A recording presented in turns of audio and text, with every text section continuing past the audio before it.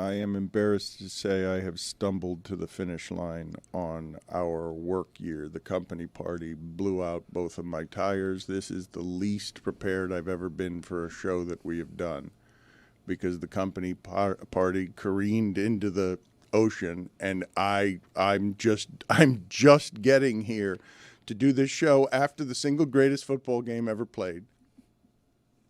And it was on the back in the televisions, and I was talking to Tristan, her dog. Yeah.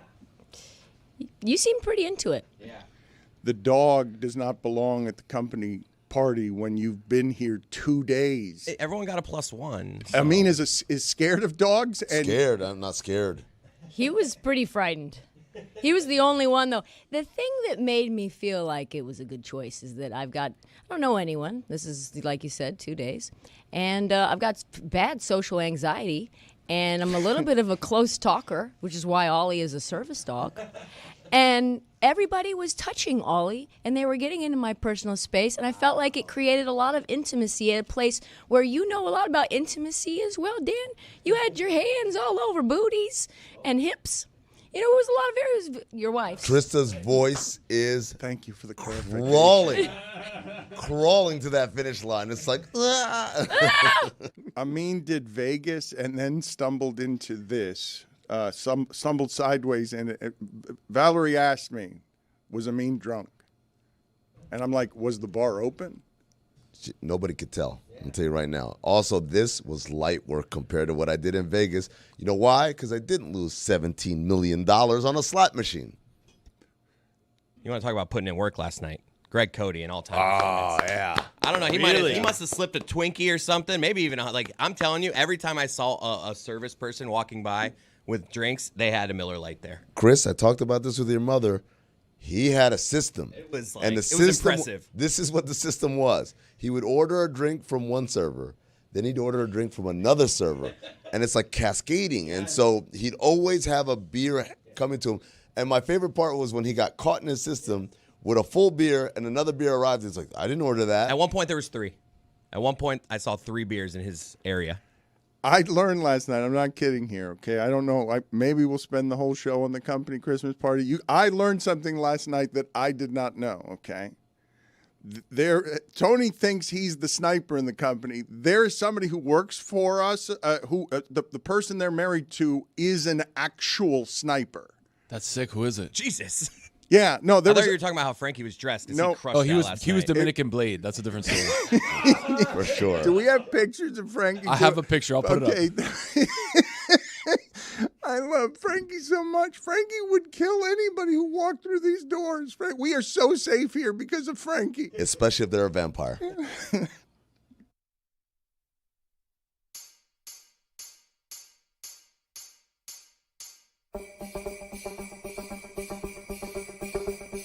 Let's start the show, a year in review.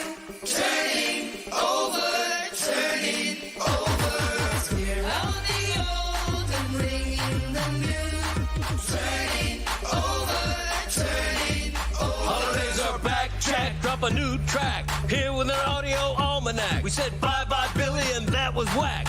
When will Stu come You back? know about that Thai food lifts my mood. Zaslow is a wild dude. Nice hat, so I got the scoop. Salute Juju Gotti with the alley-oop. What's the worst part of their life? Hey! Will Fork has got a new wife. Oh! Roy Bellamy loves to talk park. Hey! When Christmas is up, he says, does Greg have a back in my day? No! The traffic just got in his way. Oh! And then he says, you never know. Hey! Confirm it, you don't get the show. Oh! Let's start the show, a year in review. Turning over. We got Pablo vocal modulating. Amin's been weekend observating. Connor McDee's McOverating. Again? The Panthers took that ass. So let's give it to Dan because his name's on the show. And hand it to Mike because he happened to know. Now pass me the ball like Stafford to Puka. Feliz Navidad and Happy Chanukah. Let's start the show, a year in review. Turning over. Clear out the old and bring in the new. Turning over.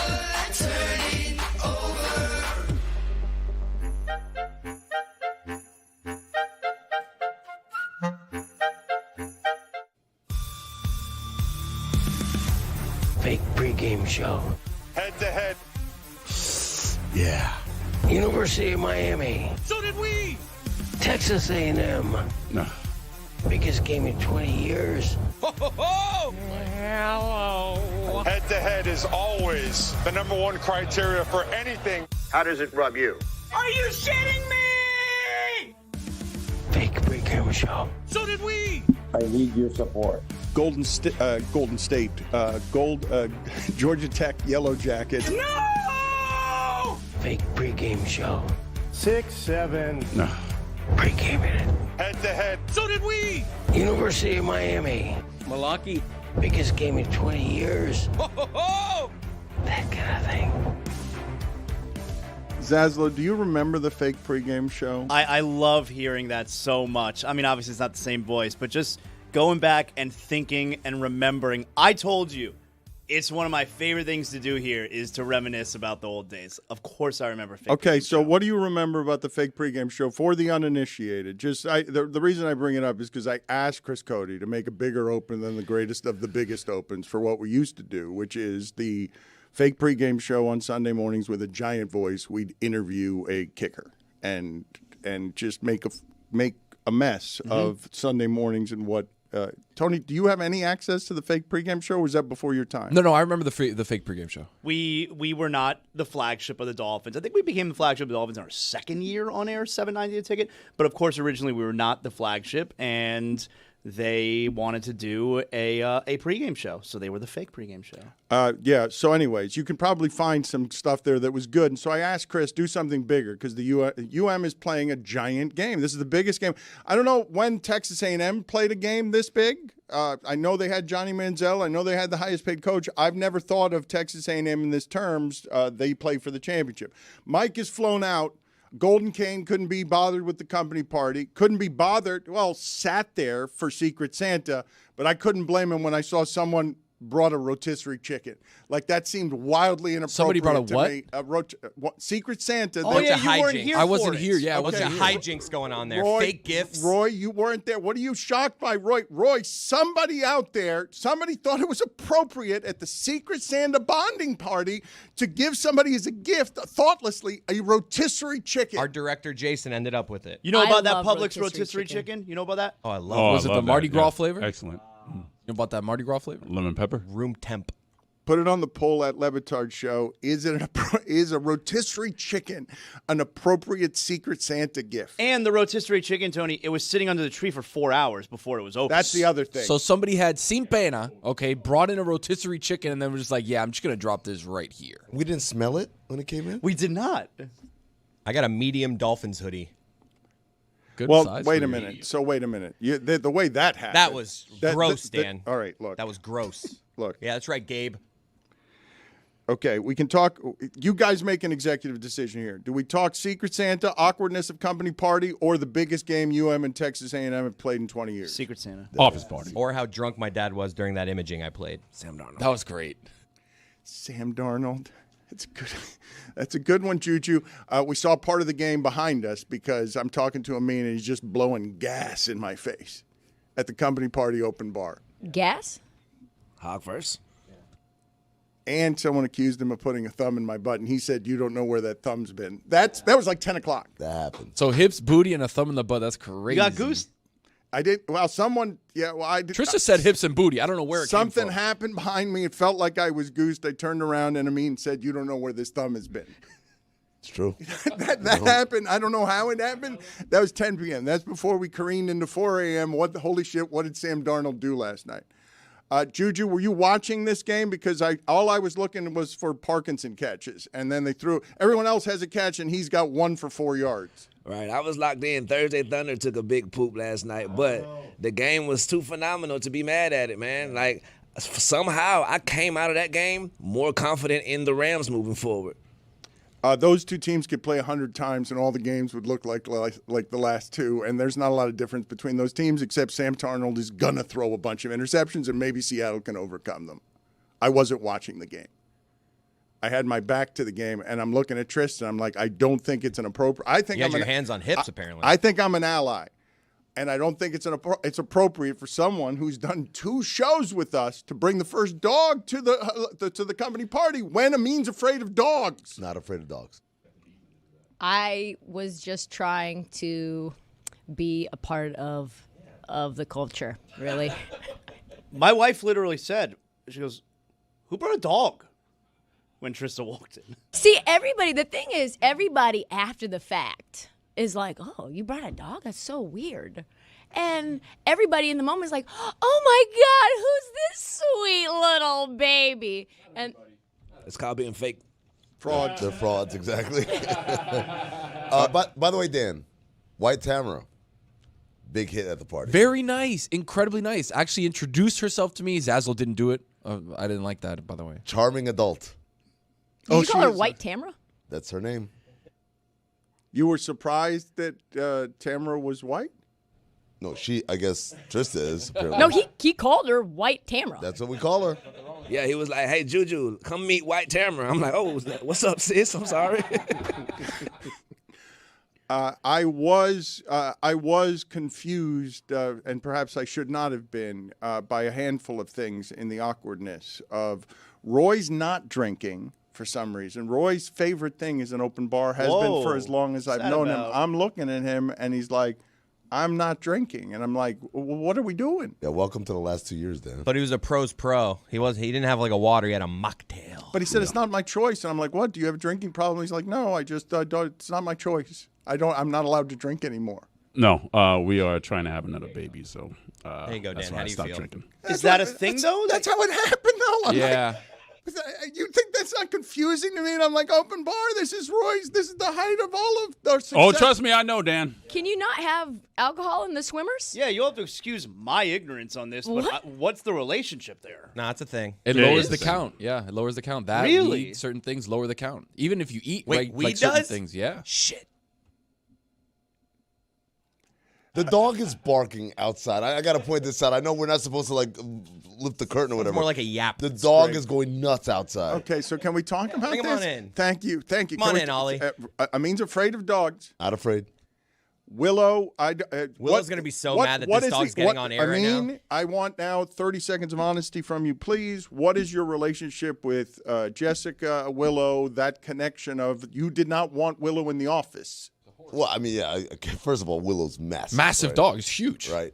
But to Willow's credit, I don't feel great about this dog being here either. I kind of feel like just in a professional environment, we don't need pets. But the other thing is, Not a pet. Well, it's a dog. The other thing is, I told Trista, I don't have a problem with dogs as long as they're cool. There's one dog I know named Darla. Darla's cool, man. Darla be like, "What's up, man?" I'm like, "What's up?" And that's it. Like, the problem is most of these dogs are not cool, as evidenced by the yapping outside the door.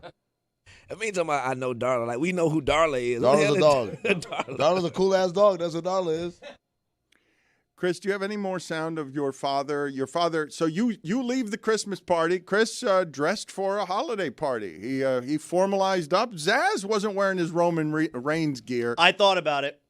You should have. That would have been a great bit. White You should have Tamara done it. said no. I thought about it. That's as good as I've seen Zaslow look in any professional setting. He's radio. He doesn't dress like that. This is why I got into this. I want to wear my back-to-back Florida Panthers Stanley Cup shirt like I'm wearing right now. That's why I got into this. I feel like Zaz just didn't wear his hat. That's why I got into this, so that I would never have to dress up. That's right. He wore jeans at least, which was nice. No, They were pants. They were no, not those were jeans. pants. Oh, they were pants. Pants. Yeah. Tone, come Whatever. on. I wasn't paying attention. Tony, you're all about style. I know. Zaz Well, did my it. style, not his. Zaz did it up last night, and so did Frankie. By the way, quickly, let's point out, me, Frankie, and Amin took an amazing picture last night. And once we get Willow off the screen here, we'll throw Frankie on, who looked like Dominican Blade. And it was a excellent.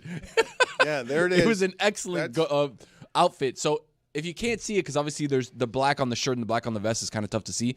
He was wearing a vest only, no shirt underneath, with the blazer on top. But then he had the hat ready to go. So a plus effort from You Frankie. can see Jeremy in the background yapping about the Heat.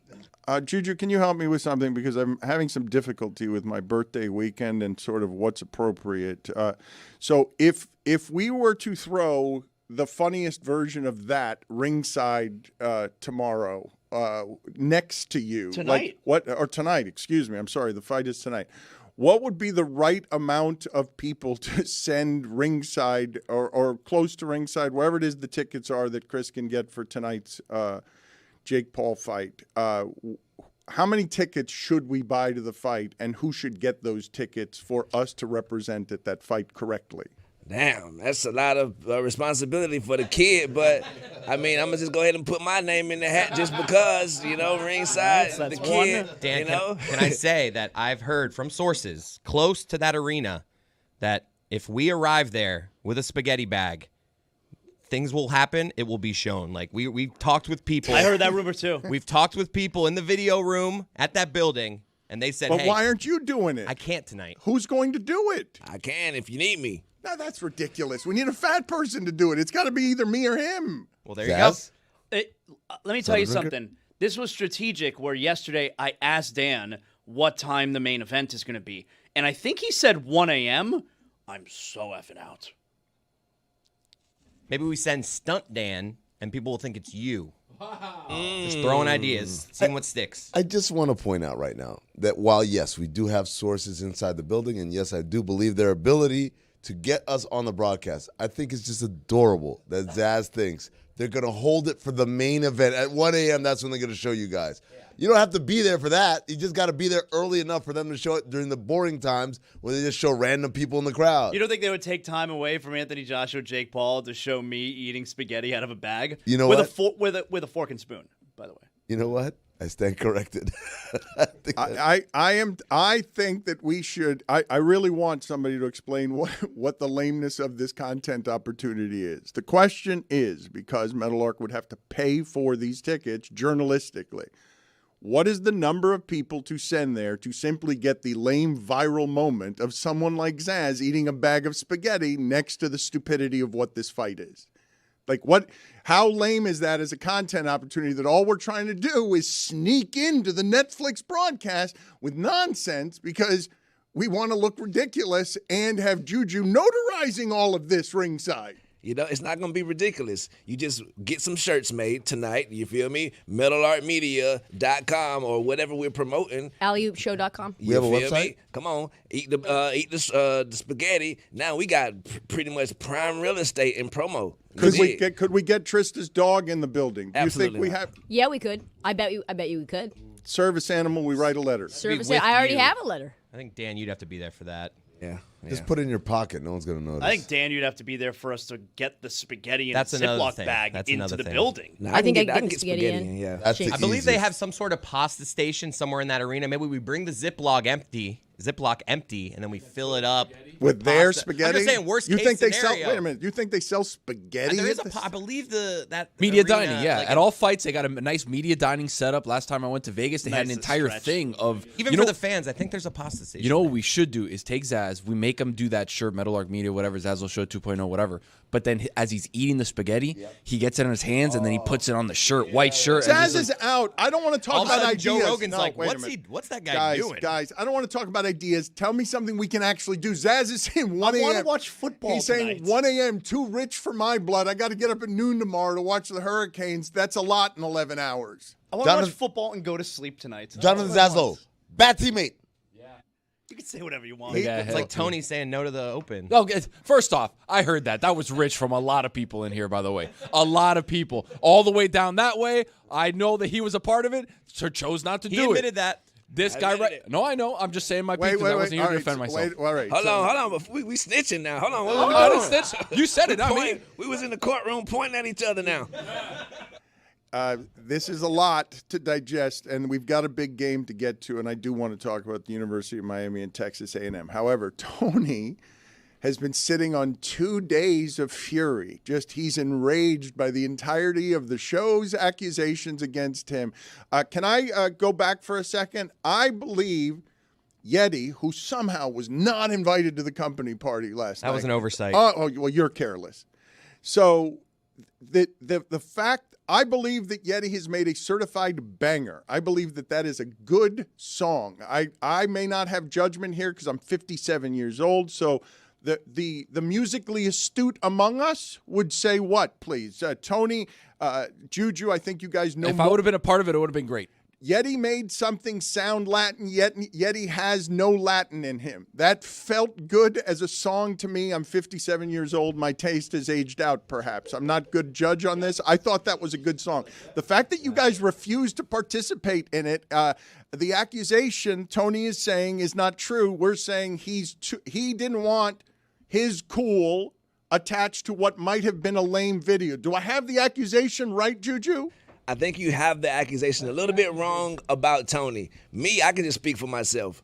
I do music in real life. And so you asking me to do a song that I don't necessarily feel or, you know, like, I think Rose did a great job. That's just not my expertise, that Latin flair. So I called him, though. I ain't going to chatty Cathy and call 4 people and say no. I call Yeti. I say, no, brother. Fair enough. Too far. Okay, and because I would see where Tony worked in the shadows. the risk there for Juju, he's not going to notarize shit music, so he's not going to. But that is no indictment of Yeti. What, Tony?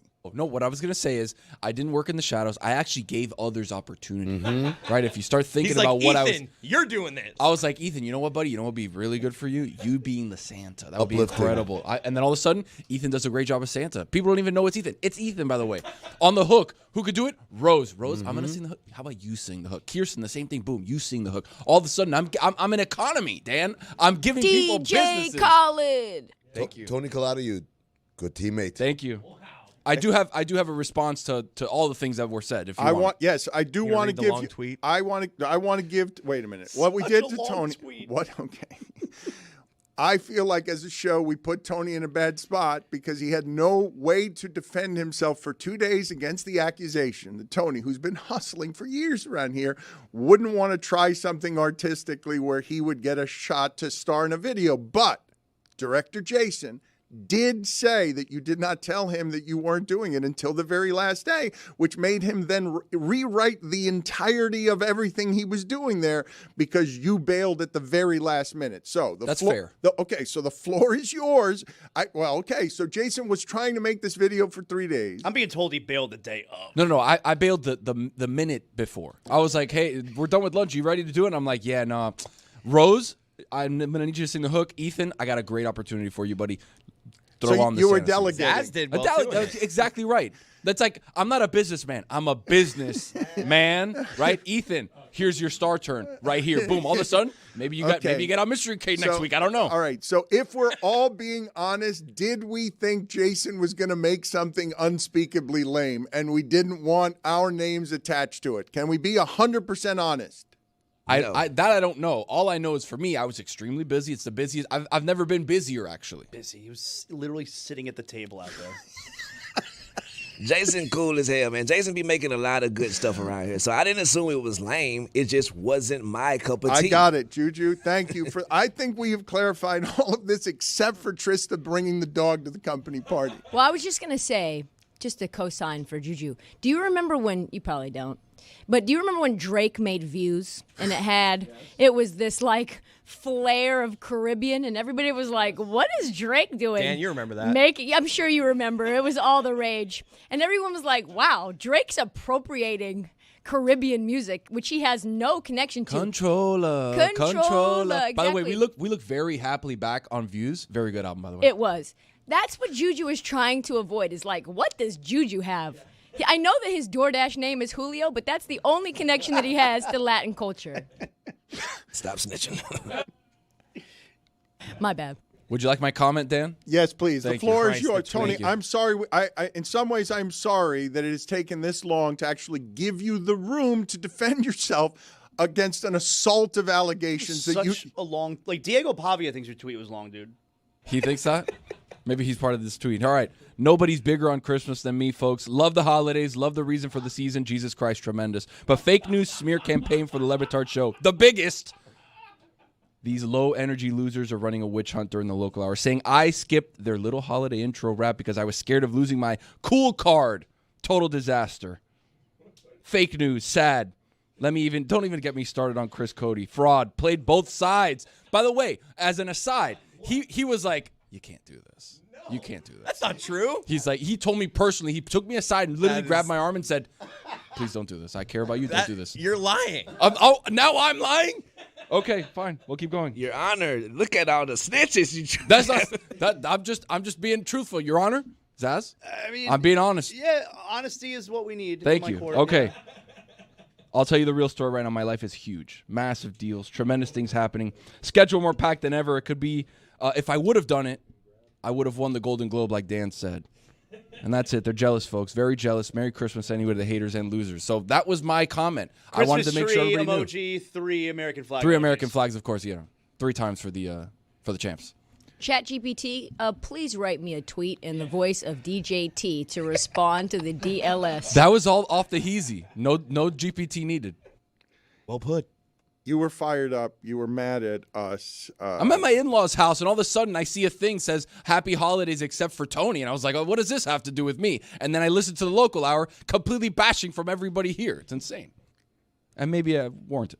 I think it's a good song, and I think we should be proud to be it's not really easy to make music that's not corny and terrible in the sports sphere. Do you hear a lot of it? Like Yeti, how is he not invited to the party? Oh, and another thing. Ron McGill's charity was supposed to get money from the highlight thing, and no one even invited Ron McGill to anything. He was supporting that highlight team. How are you so careless, Chris Cody? Welcome to the season, Dan. Yeah, the league moved on from Ron McGill. We didn't have any control over that. Didn't Ron leave upset last night? It would be awkward to invite Ron. He's like the ex. Like the league made us break up with Ron. That was not enough. Yeah, you think we kicked Ron out? But Ron didn't know you guys had won the championship. Well, that's a little awkward when he gets kicked out. Like, what are we going to be like? Hey, Ron, come celebrate with us. You're not with us anymore. Because like, if it's awkward. He left last night pretty early, and I was kind of surprised. But I thought he just had another event to go to. No, he told me I'm dead to him. His feelings are hurt. No, I know. I felt bad. I could have invited him, but the league moved on from him as our sponsor for their own reasons that we didn't have anything to do with. No one told me this. Well, we were not happy about it. And we're celebrating with our current sponsor. Yeah, that money could have went to Ron's foundation. Yeah. It wasn't our choice, clearly. Your championship stole charity money from Ron and the Animals. That's fair. And no one invited him to the party. That I feel bad about. I couldn't have done anything about the sponsorship stuff, but why was Yeti not invited to the party? We will do next. He lives in Georgia. Yeti, I'm sorry that we did not invite you to the party. We have aired there. So does Juju. If only someone who lived in Georgia were here. And I'll get to the UM game. It's not appropriate to work. Put it on the poll at Le Batard Show. Is it appropriate to work somewhere for 2 days in a studio and then bring your dog to the holiday party? Service dog. Can I also put up, is it appropriate to send work tasks to your crew at 5 p.m. on company holiday day? I needed an open for the fake pregame show. Me and Jeremy are like, this mother. Did Jeremy make one? Yeah, he did. Let's see what he's got.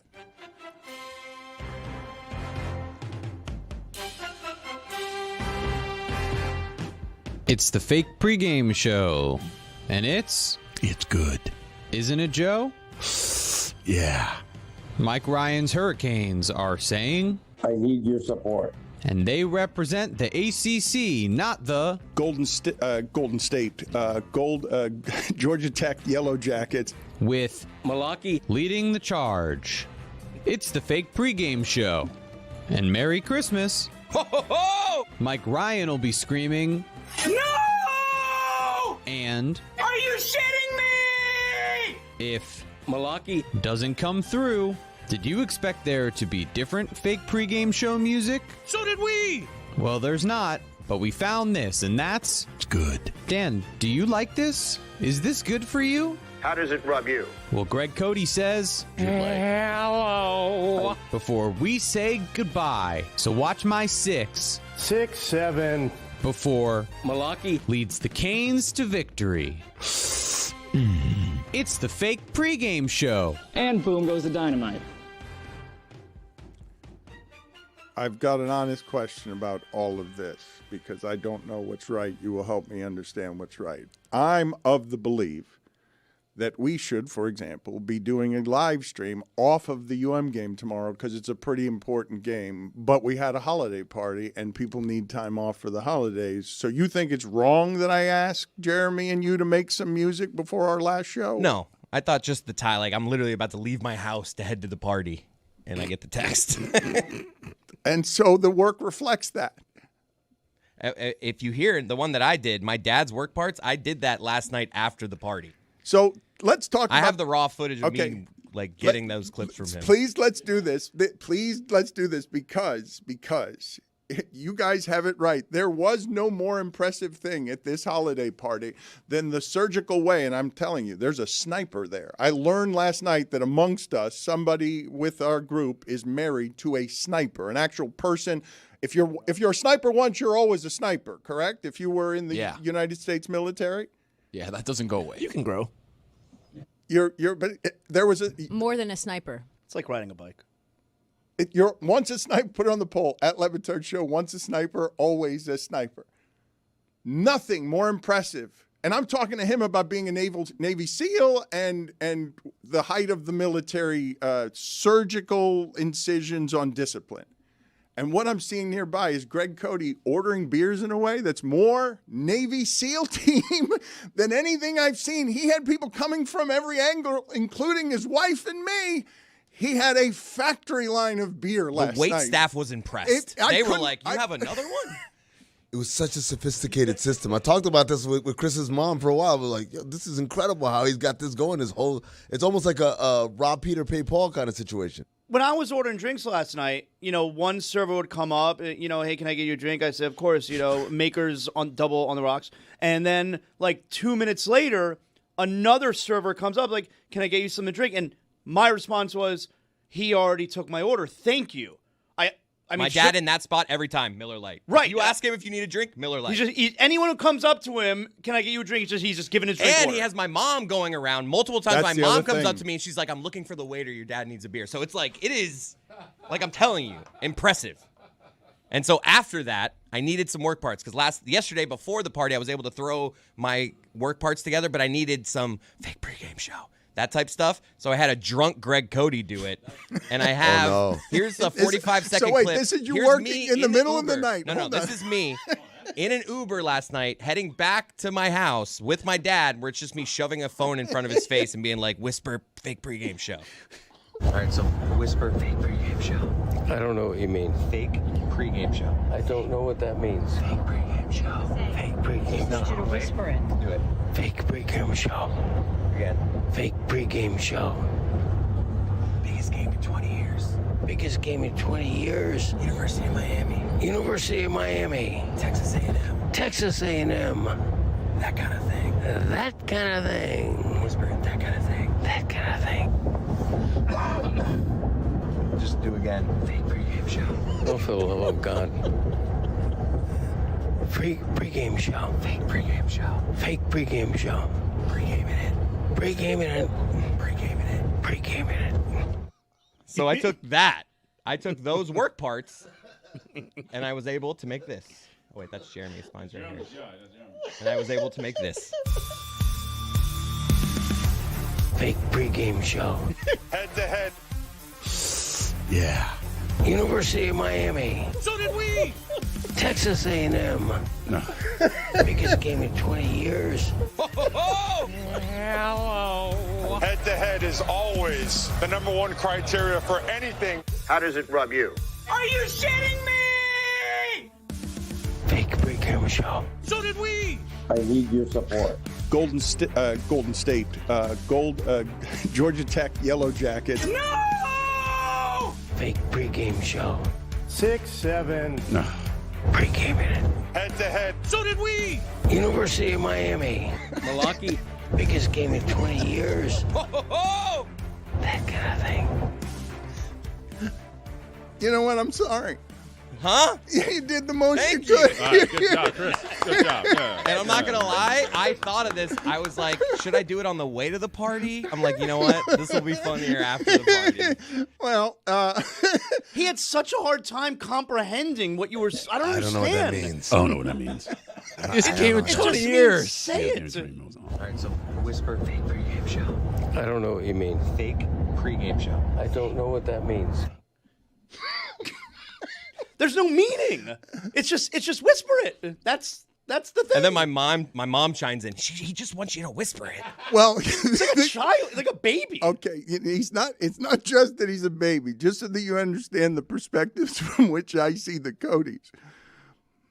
Erlene Cody is a wildly impressive human being wearing a Rolex for 30 years of service on her wrist because she runs a gangster law firm.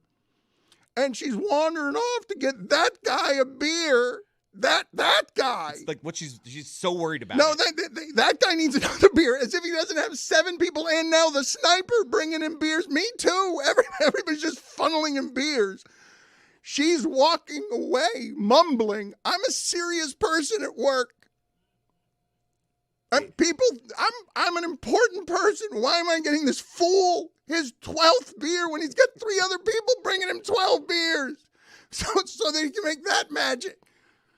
Erlene definitely the biggest gangster in the party last night. She was cool as hell. Like, we talked for about 10 minutes because a couple weeks ago, Greg and Erlene came to Atlanta, and so me and my girl took them out. You feel me? And we got way closer. So Erlene, man, she's so funny, man. Salute to Erlene.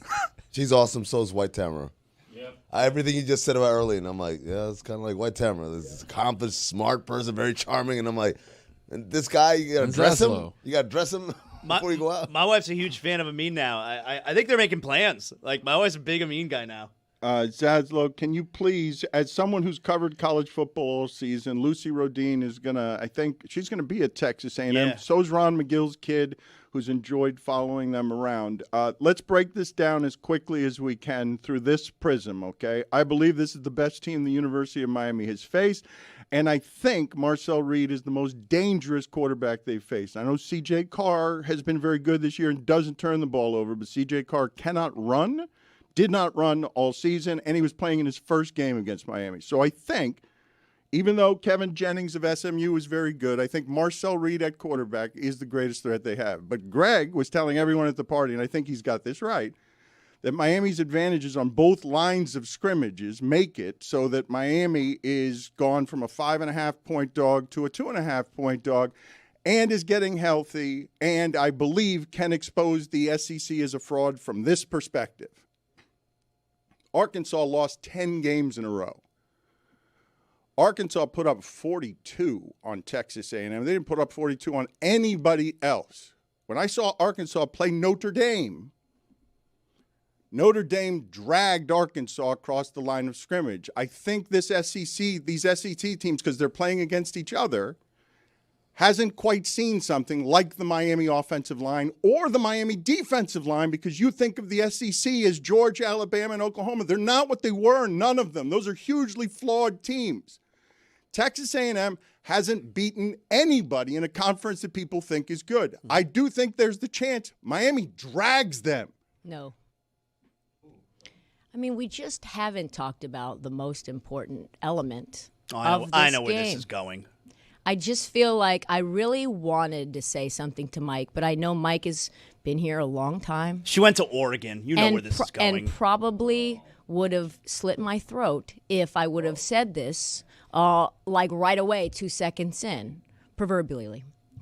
2018. I don't think that's how you say No, that was bad. That was bad. That was matriculate level. Also, Dan, I don't think that's how you say it either. That was bad. That was bad. We're both having a bad word day. Oregon led Stanford 31-28, under a minute left, holding the ball on the 43-yard line. And instead of just kneeling down, Mario Cristobal called for a handoff. And instead, Verdell fumbled. Stanford recovered, tied the game, and won it in overtime. Mario Cristobal doesn't win the big games. Wow. And he never has. And it's always the result of something that he's done in error. And I think that will come to rear its ugly head, proverbially, tomorrow. I don't know about that, Trista. He played the biggest games this year outside of the SMU game and the Louisville game, obviously. That was but a bad one. The big games on the schedule, Notre Dame, like that was a win. They won that game convincingly. That we always talk about it, but that first drive of the second half where they went for like 16 plays, 9-minute drive where they ran the ball up the middle 6 times in a row, like that shows you how strong their offensive line is. And then I think they're just scoring on them. And then when you flip on the defensive side of the ball, like these guys talk shit about Ruben Bain. It's like, okay, one-on-one Ruben Bain. Don't send a tight end to help. Don't send a back to chip.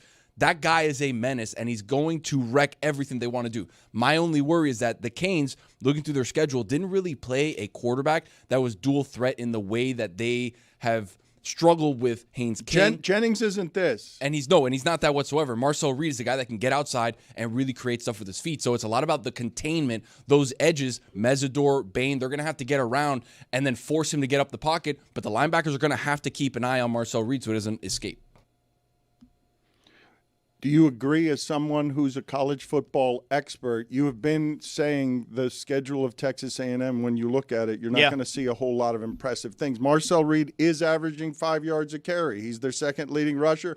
Their receivers, they've got 3 very good receivers. They can score on anybody. Not going to sit here and tell you I'm not worried. It's the biggest crowd the Canes will have played in front of all season, like by a wide margin, all right? It's the best team they will have played. Yep. Yeah. And this Texas A&M team, 1 loss in the SEC is super impressive, obviously.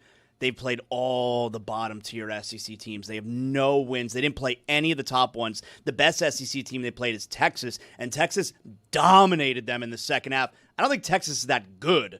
I think the Canes are going to score on them tomorrow. Canes might take that ass. I got the Canes by 12. Wow. Get them out of here. Trista's alone here. Everybody's out here now. We've swung wildly on this. Homers. I don't care. Okay, indifference is a good way to end the segment before the biggest game in 20 years for UM football.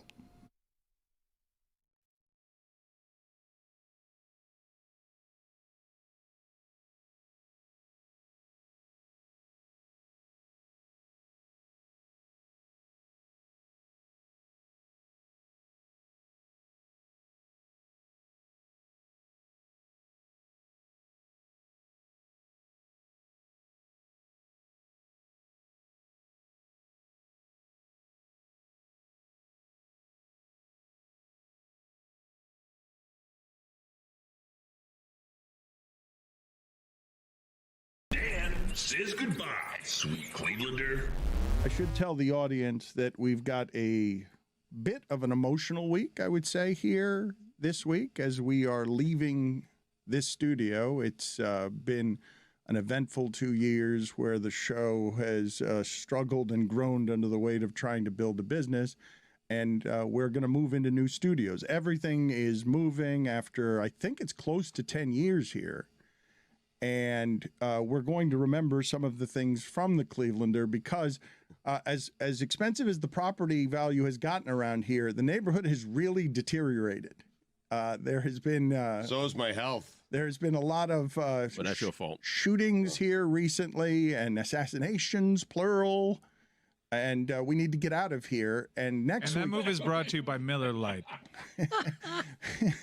96 calories and 3.2 carbs per 12 ounces. Next week is going to be a little bit difficult because we're going to be in the change, and these are not your problems. They are our problems, but we ask for yet more patience after 2 years of trying to build this thing. We're excited about getting into new studios, and we will remember the Clevelander throughout the rest of the week here, because one of the great memories I have, Stugotz, it really is one of my favorites as I've gotten late in life and have learned to appreciate some of this nonsense that we get to do every day, is the weekend before we were going to go on ESPN radio and start with whatever it is we were doing with them. They were going to make this studio look like all the other studios, which is just blue paneling behind us that would be nondescript. And my brother and I spent the entire weekend here putting all of this stuff up. And the reason that it's one of my favorite memories is because I remember the screaming phone calls on Monday when no one had been informed that that's what we would look like. And they didn't want us to look like that. Or no one had given them a heads up, I should say. It's not that they didn't want us to look like that. It's that they were going for homogenized at the beginning, and we put up all these tiles that we're at some point here going to just auction off because they've been here for 10 years representing us as we make a move to become a bigger business. We've got, Mike, do you know how many employees we have now? I don't know how many employees we have now. I walked into to today's pre-production meeting and I was a little stunned at how many people were in that room, considering it's just jarring seeing how we've started. And there was a lot of people here when we were doing HQ. It was even tighter back then in many respects because we had the equipment. But I think the stark contrast is from the pandemic days when ESPN would only allow you and me in these studios and people were zooming in. So maybe I'll have fonder memories when we get out of here and I'll look back on some of the stuff that we did here and created here fondly, but I cannot wait to get out of this godforsaken building, thanks to Miller Lite. Yeah. Just 3.2 carbs per 12 ounces. Winner of 3 World Beer Cups. They don't just give those things away. You have said that this place is haunted. You have come in hot from L.A. talking way too much about sponsorships and deals. We are moving. This is a growing business, and part that you left out was the answer to my question. How many employees do we have? I don't know. A lot. Yeah, I don't know. Because there's a difference between full-time employees and part-time employees, but in terms of like people that are here, it seems like 87. It's not here, but it's not just here, but it's a lot of people. It's much, much more than what's on air as we try to get.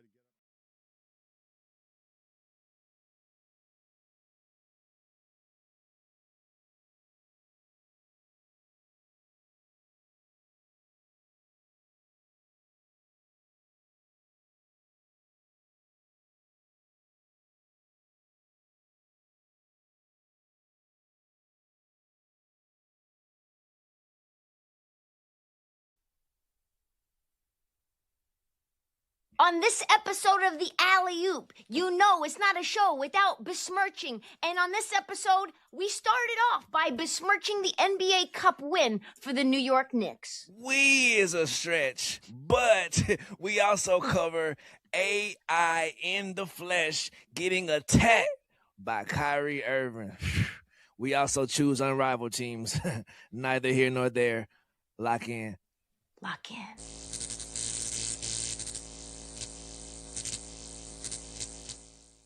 This episode of the Dan Le Batard Show is presented by DraftKings. DraftKings, the crown is yours. We have competing stats of the day. We've got Dave Damashek coming on in a second, but I didn't want to get away from what it is that Trista said there because she is espousing the absolute viewpoint that will allow everyone to laugh at Miami after Miami is lost when she says, this is the game Mario Cristobal always loses. Without exception, he will lose others as well, but he has never actually won this football game, and therefore I will not believe it until after I've seen it happen because you're better than Louisville. You're better. Thank you. I don't know how to say it. Louisville. You're better than SMU, and you lost to them, and you lost to them because of you, because you're stubborn running it up the middle, because you're turning the ball over, because Carson Beck is throwing 4 turnovers. You're getting out-coached by Brom, clearly and obviously, where he just throws the ball fast every time, and they get 4 interceptions, and they drag you at home. And then they dragged you at home. Louisville, you were lucky to be in that game late because they fumbled. Perfect game against Mario Cristobal.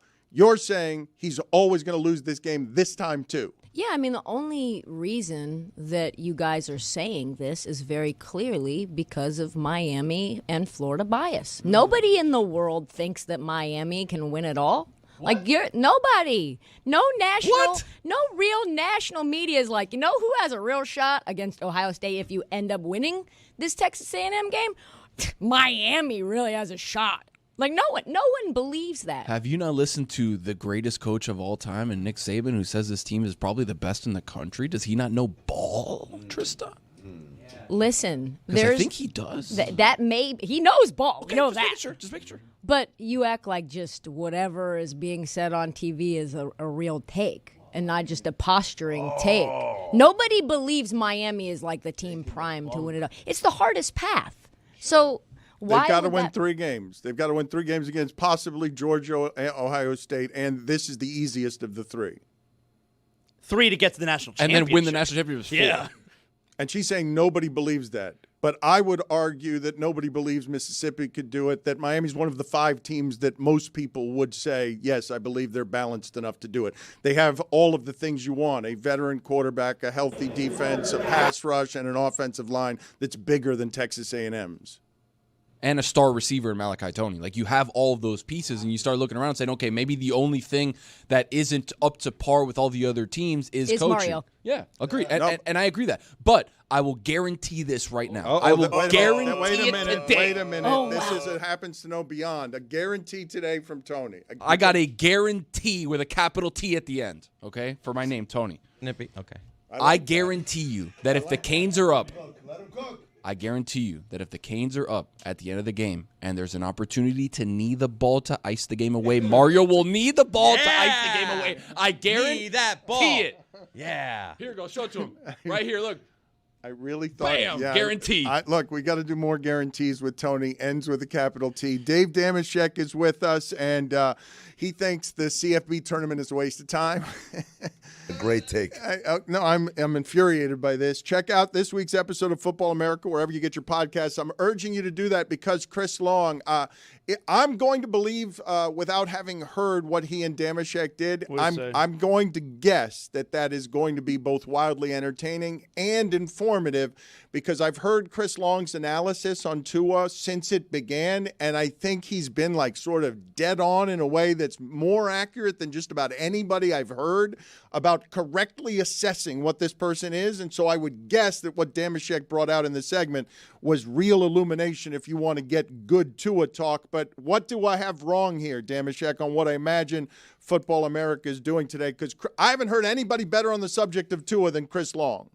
So far, so good, Dan. Happy holidays. Merry Christmas to all. I don't know why I didn't get an invite to the good party. I got lukewarm garlic balls. Thanks again, everybody, for that. While you guys bend the elbows and drink, except for Roy, who I feel bad for, can't have a little bit of booze. What would the Earth's population be if it was left to the fellas to lay off the booze for 10 months? You're right about Chris Long. We talk about Tua. That's the tip of the iceberg, though.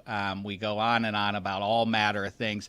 To the point, I don't want to sound like too big a Scrooge, except I can't really avoid that reality where this college football playoff is concerned. By the way, I see you there. Shout out to Broadway Tone there. You got to run off the field wagging your finger after you make it. I have the mint code too, Damashek.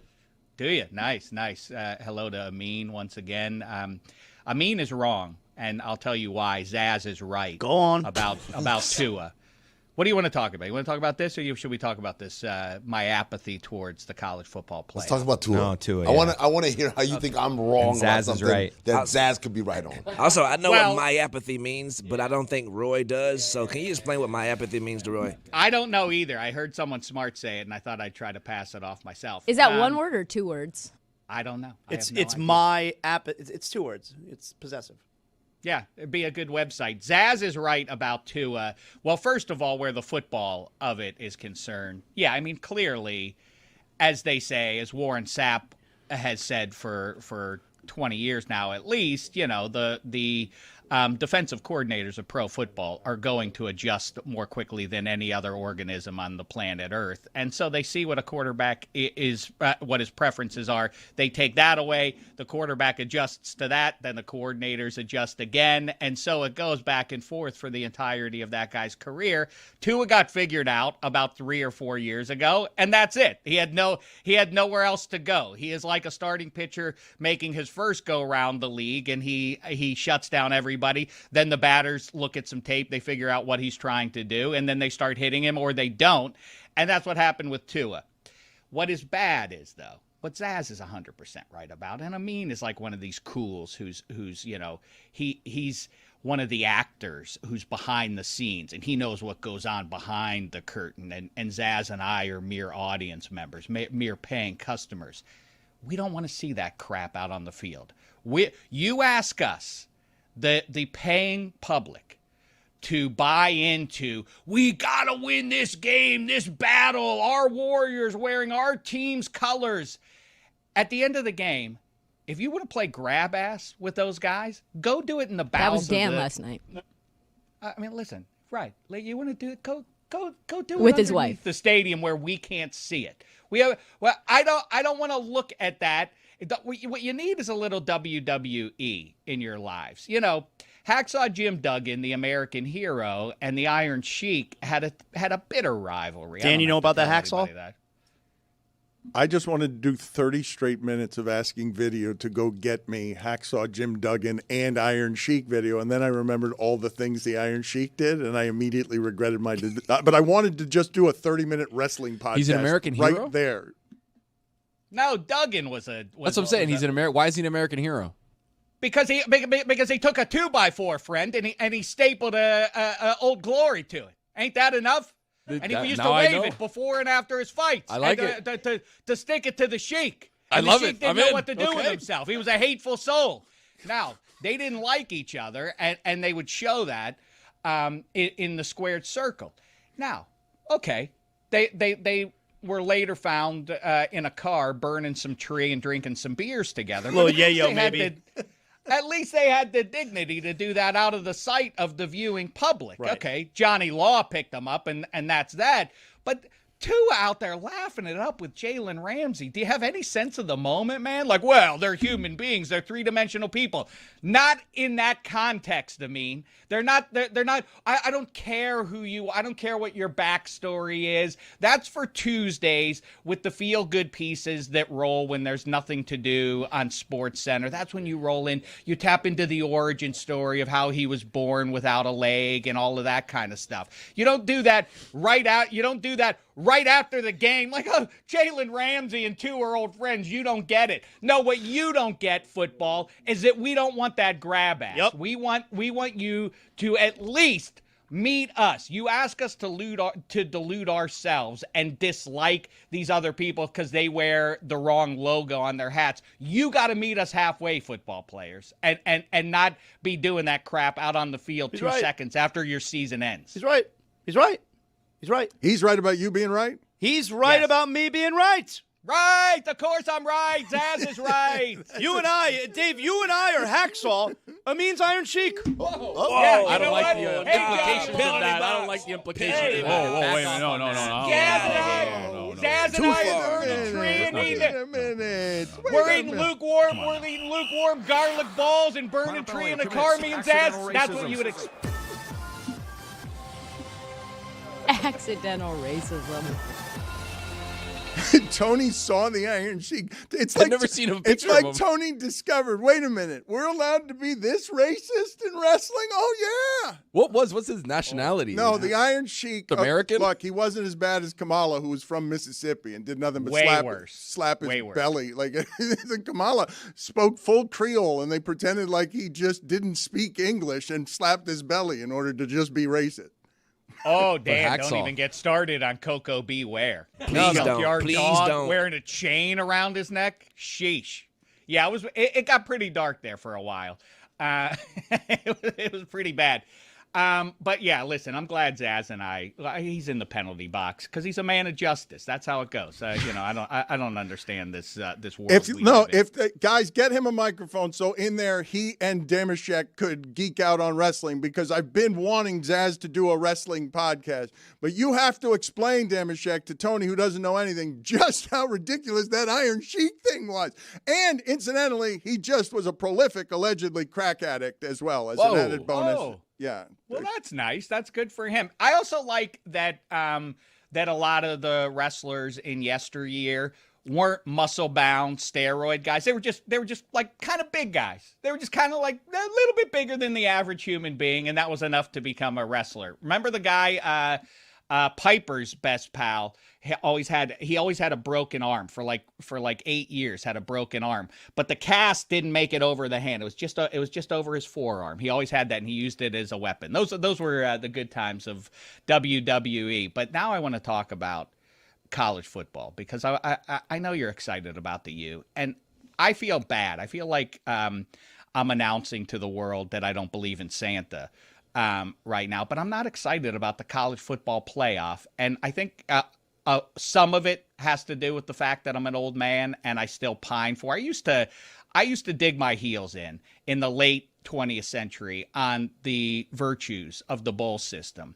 And the primary one was that New Year's Day was maybe the best day on the sports calendar. The 5 bowl games, pristine, and at the end of it, at the end of the Sugar Bowl and the Orange Bowl, when you put your head on the pillow before you had to go back to school the next day, you knew who the national champion was. And if you did that right now, I submit that would be a cleaner way to evaluate who number one is in the year of the Lord 2025, or maybe on the first day of 2026. Dig. All this jive, I know Kirk Herbst, I know it's delightful for everybody to be admonished repeatedly by Kirk Herbstreit and Joel Klatt and everybody else about how you don't really get how it works. But plain and simple, Indiana v. Georgia in the Rose Bowl or anywhere else, all hash is settled. Is there any argument after that? Do we need all this jive? Do we need all the hooey and applesauce of arguing about Alabama? Again with hooey and applesauce? That's with both of them. That's right, Dan. That's exactly what you get. Again with hooey and applesauce? Your obsession with hooey and applesauce is not – let it go, man. Hooey and the Blowfish. Right. It's a crutch.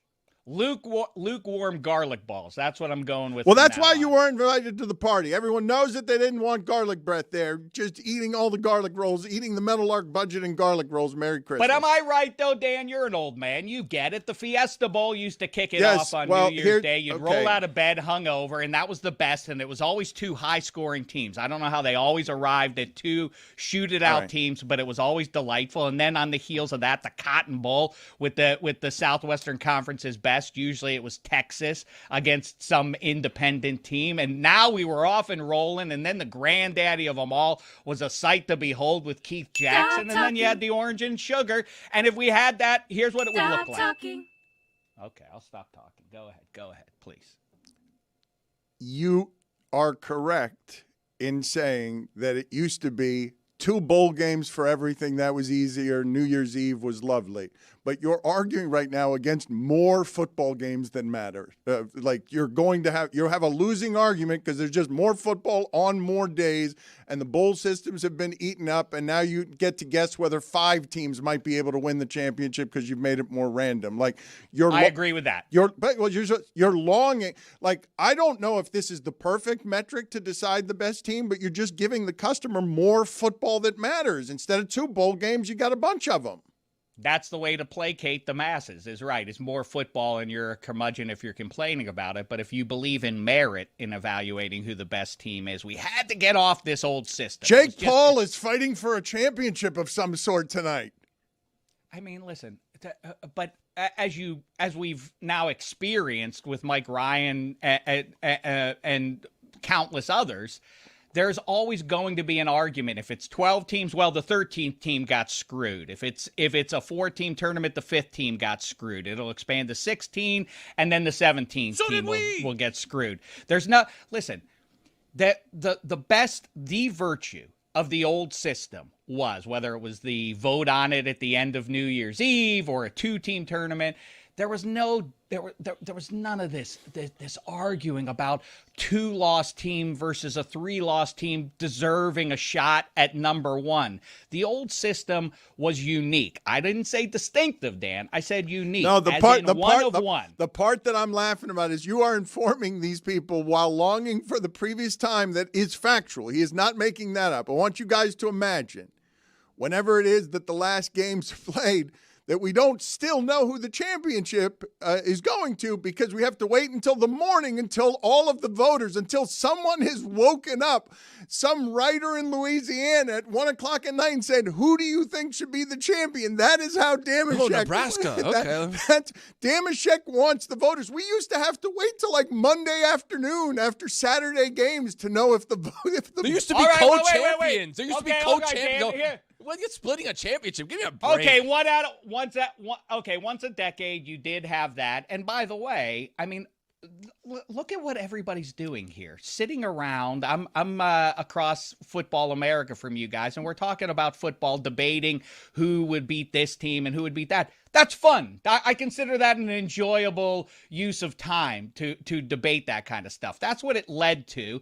And is this any more satisfying, arguing about Notre Dame or Alabama or Miami and who deserves into the tournament? It's the exact same thing. You have arrived exactly what everybody had to get away from in the late stages of the 20th century and early portions of the 21st was exactly what we're doing anyway, which is arguing about, but now we have let people less than the very best teams into the conversation. Now we're talking about Notre Dame, who rendered themselves irrelevant by losing a second game in September. That should have been the end of them, and that used to be the way. And like I say, as somebody who, forget the ratings and fan engagement and all of that. Yeah, more sports is better. Yes, I enjoy watching sports as it happens. But also, if you believe in merit, the greatest system that I'm aware of in American sports history was the old World Series. One league's champ plays the other league's champ. Best of 9. Dave, World Series. That was the best. Best of 9. Anyways, Dave, I agree with you. Like, back in the day, it was like, all right, what if this team played this team? Wouldn't that be sick? Now it's like, oh, no, this team is going to play this team. And now we actually get to see the game. So instead of talking about seeing the game, now we actually get to see the game. So you want to talk about the game. I want to play and watch the game. Oh, I know, but except that Kirk Herbstreit and everybody else has to cry about James Madison and Tulane being in there. Dear God, thank God. Where did that come from? God. Thank God it's back. Oh, my God. Jesus Christ. Nobody can shut that guy up. All right. Garlic now, rolls, Cam. If you're new here, when that music plays, we go to our Magic Creative Content. Don't explain the show. Don't explain the show. Okay. Wow. Minor penalty, 2 minutes for explaining the show. God, shut him up. Is that what you did? That's what I sounded like? Yes. Spot on. Sheik was Iranian, by the way. Was naturally? Iranian.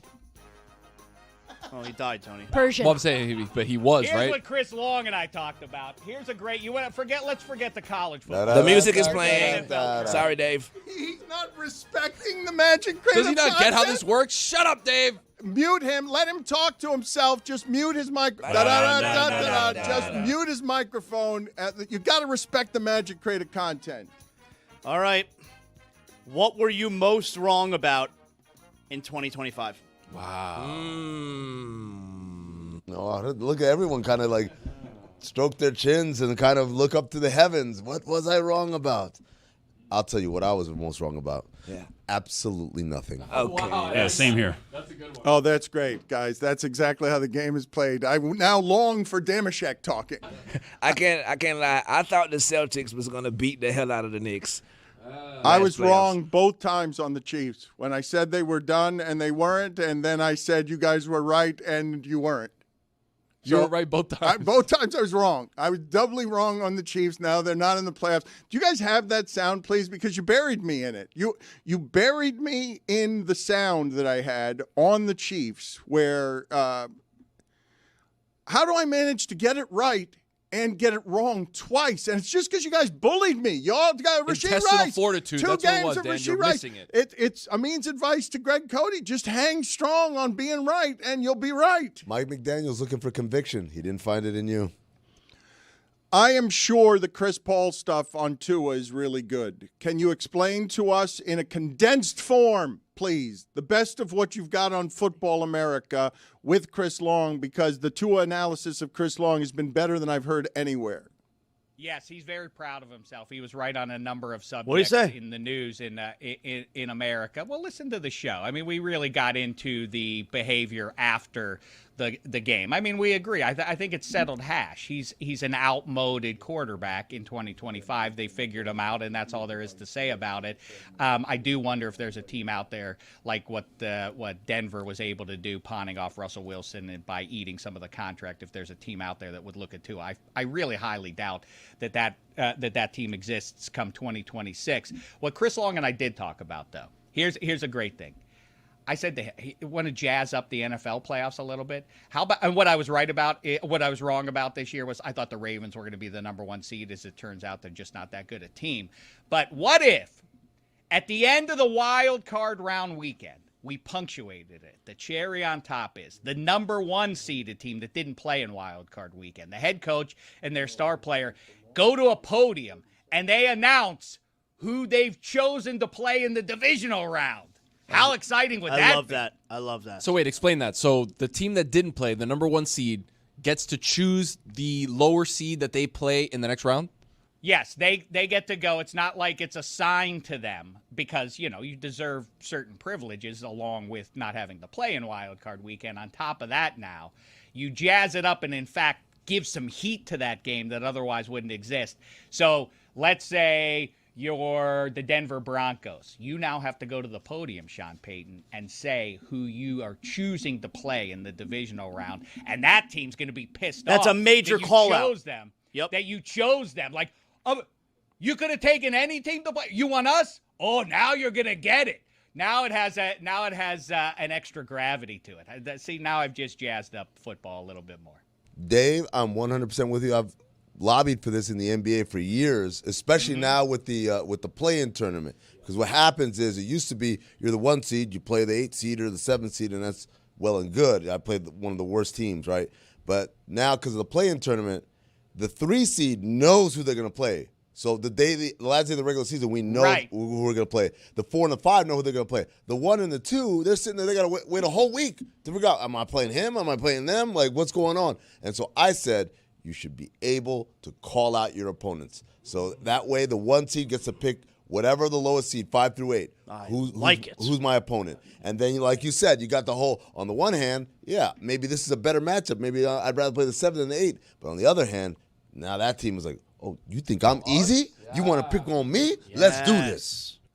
I want to get back to professional wrestling with Zaz and Damashek, but before I do that, it was a fairly enormous football game that was played last night. It was wildly entertaining. I don't think there's a lot of difference between those two teams. I think a lot of people come away saying the Rams are still better. I still think the Rams are better. I don't trust Sam Darnold. He's always going to throw that dumbass interception. But the Rams could be undefeated this year because they've lost 4 one-score games, and some of them are weird losses. Like they were dominating Philadelphia in Philadelphia. They are 4 one-score games from being undefeated, and I trust Stafford to not do what Darnold did last night, ever, even though he did it against Carolina. But, Damashek, what do you make of the fact that they've got these weird losses? Like, that's a collapse last night. The Seahawks had played 155 games trailing by 16 or more and never won one of them until last night. Well, Dan, you go at me for repeating myself. One thing I've talked a lot with about the gang that you're surrounded by right now is, and to bring it all home, for Tua and Mike McDaniel and the Dolphins, the loss on Monday Night Football to the Titans, blowing that 2-score lead on Monday Night Football. It didn't just damn them for the rest of that season. You can make a decent case that caused the entire era that was promising to spiral down. And now the Rams are in that same spot, which is, yeah, they're still probably better than the Seahawks. It was semi-fluky to win the turnover battle to the degree they did, time of possession and everything else, and still lose the game. Nevertheless, they're not going to be the number 1 seed now. And if you have to play an extra game in a league that has become about coin flips when the teams are fairly close to each other, that every game is going to be a 51-49 type of result, then the Rams may have just doomed themselves. Damashek, I think that I can make the case that is the most devastating loss in Rams history if the window closes on them and they can't win as a 5 seed. Like that, I'm going to have harder time. I don't. They lost a Super Bowl on a field goal with no time left. Probably worse. Okay, second. Fair enough. Yes, having the greatest show. My fault. I overreacted. The greatest show on turf lost to the Patriots starting the Brady era. That was obviously worse. I take it back. Do we even count? A super weird thing in 50 years is when people are going to be looking back through and be like, wait, The Rams were in St. Louis. Wait, they won a Super Bowl and lost the second one while they were there. That's a weird little asterisk in sports history. Yeah, Dan, I think that's exactly right. I mean, if we said, "Hey, we're going to flip this coin," and if it comes up on the wrong side, I'm going to take one of your digits with this knife here.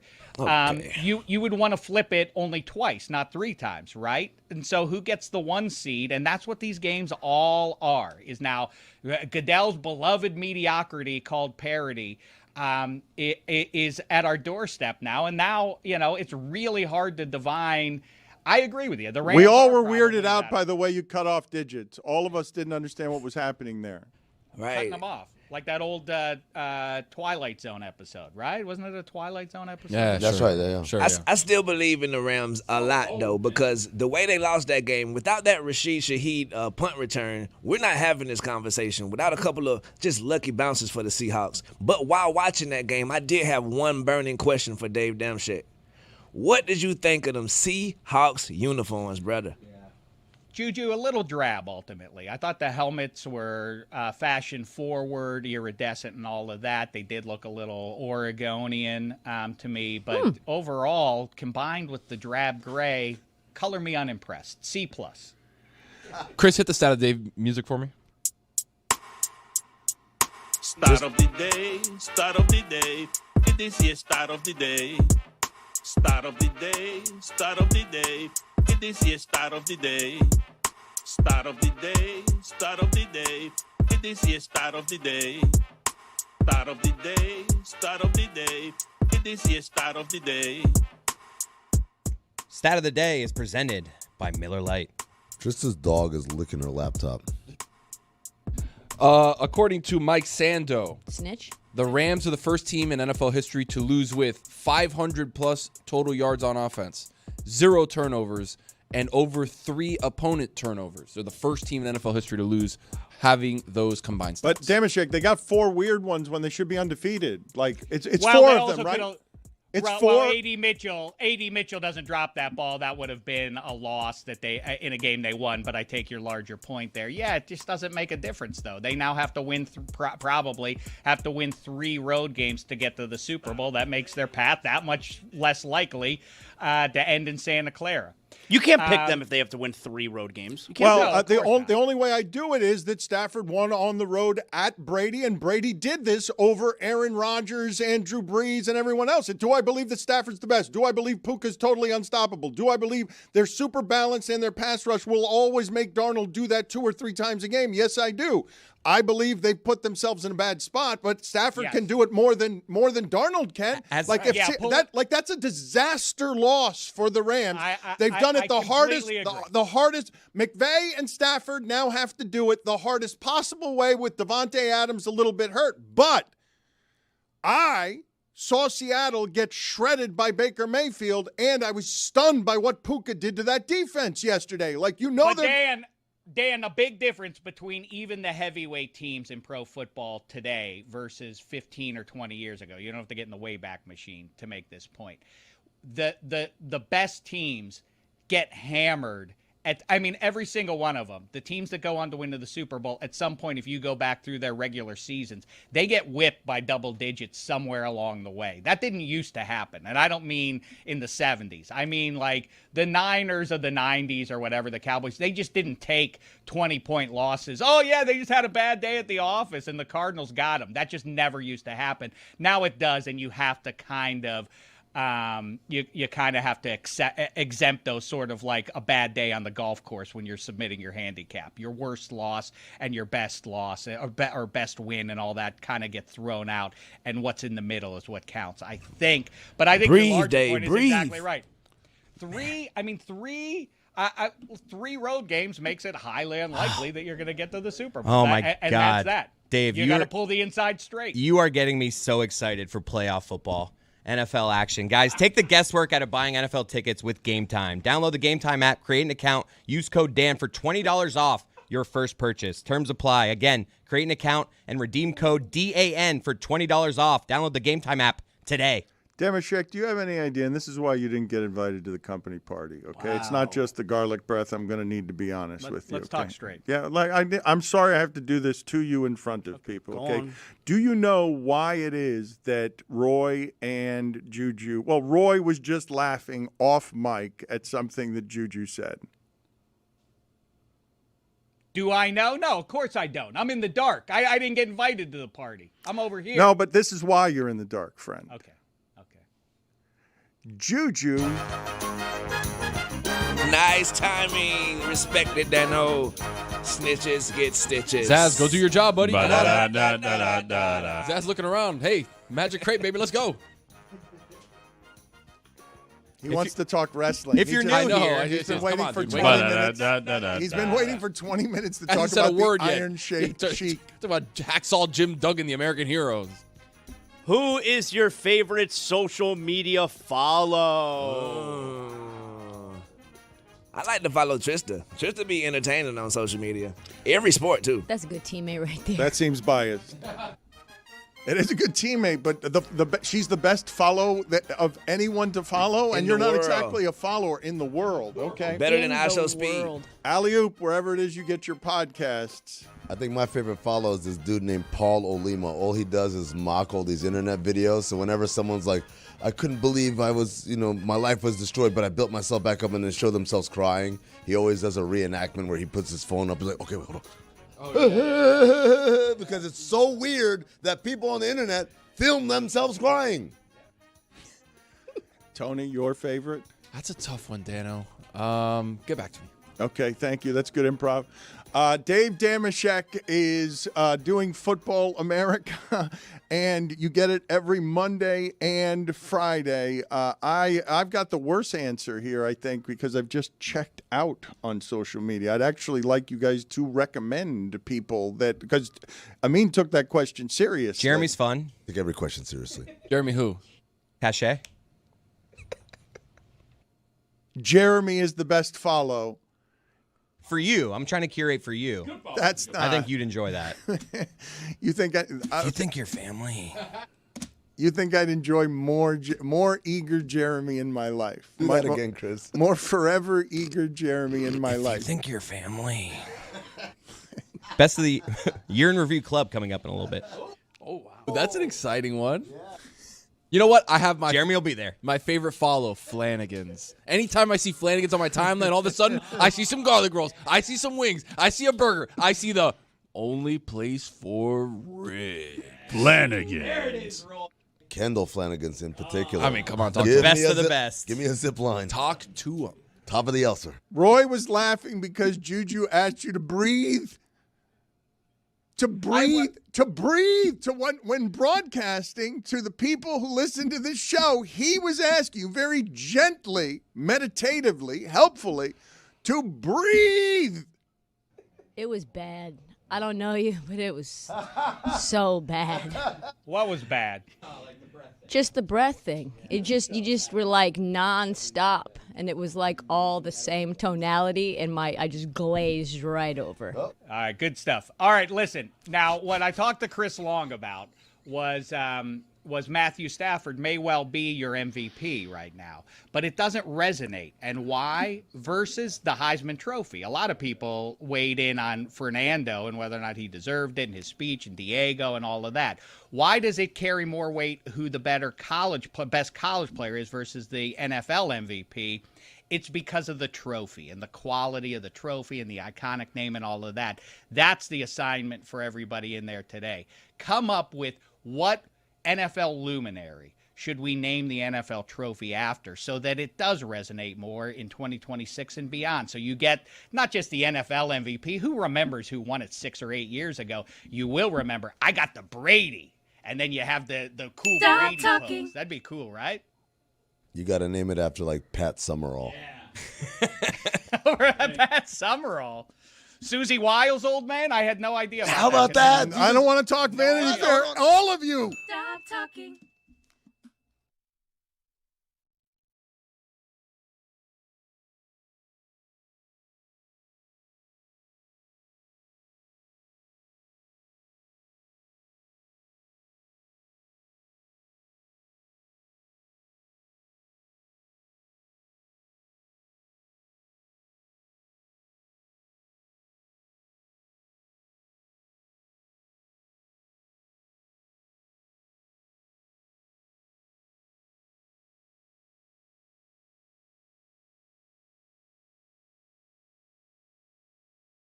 with Jeremy Taché. Because Jeremy was an alleged journalist last night. Yeah, my thoughts exactly. Jeremy, who is an up-and-comer in the broadcasting game and is someone who has now journalistic credentials around, literal credentials around the Heat and the Marlins. Yesterday he was hosting, and this is one of the great things, Stugotz, this time of year. We get it so infrequently around here in South Florida. But South Florida has always done this well. The rest of the country always makes fun of, you guys don't care about that sports that much. You're bandwagon people. All right. Many of us are. Not everyone is. The loyalists are super loyal.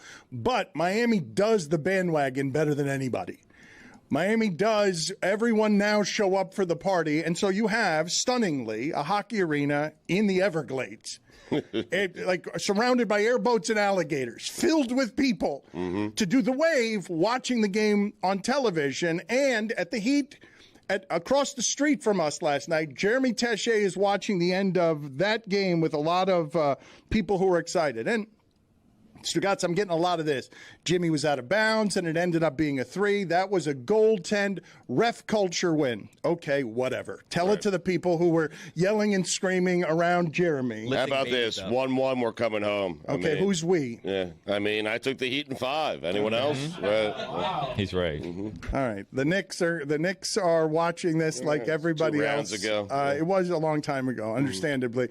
Here's Jeremy Taché not being a journalist while covering, again, an arena filled with people, but no players or athletes were there. You're catching us right now as the Miami Heat have just won Game 2 of the NBA Finals. You can see that this crowd here is hoisting babies into the air.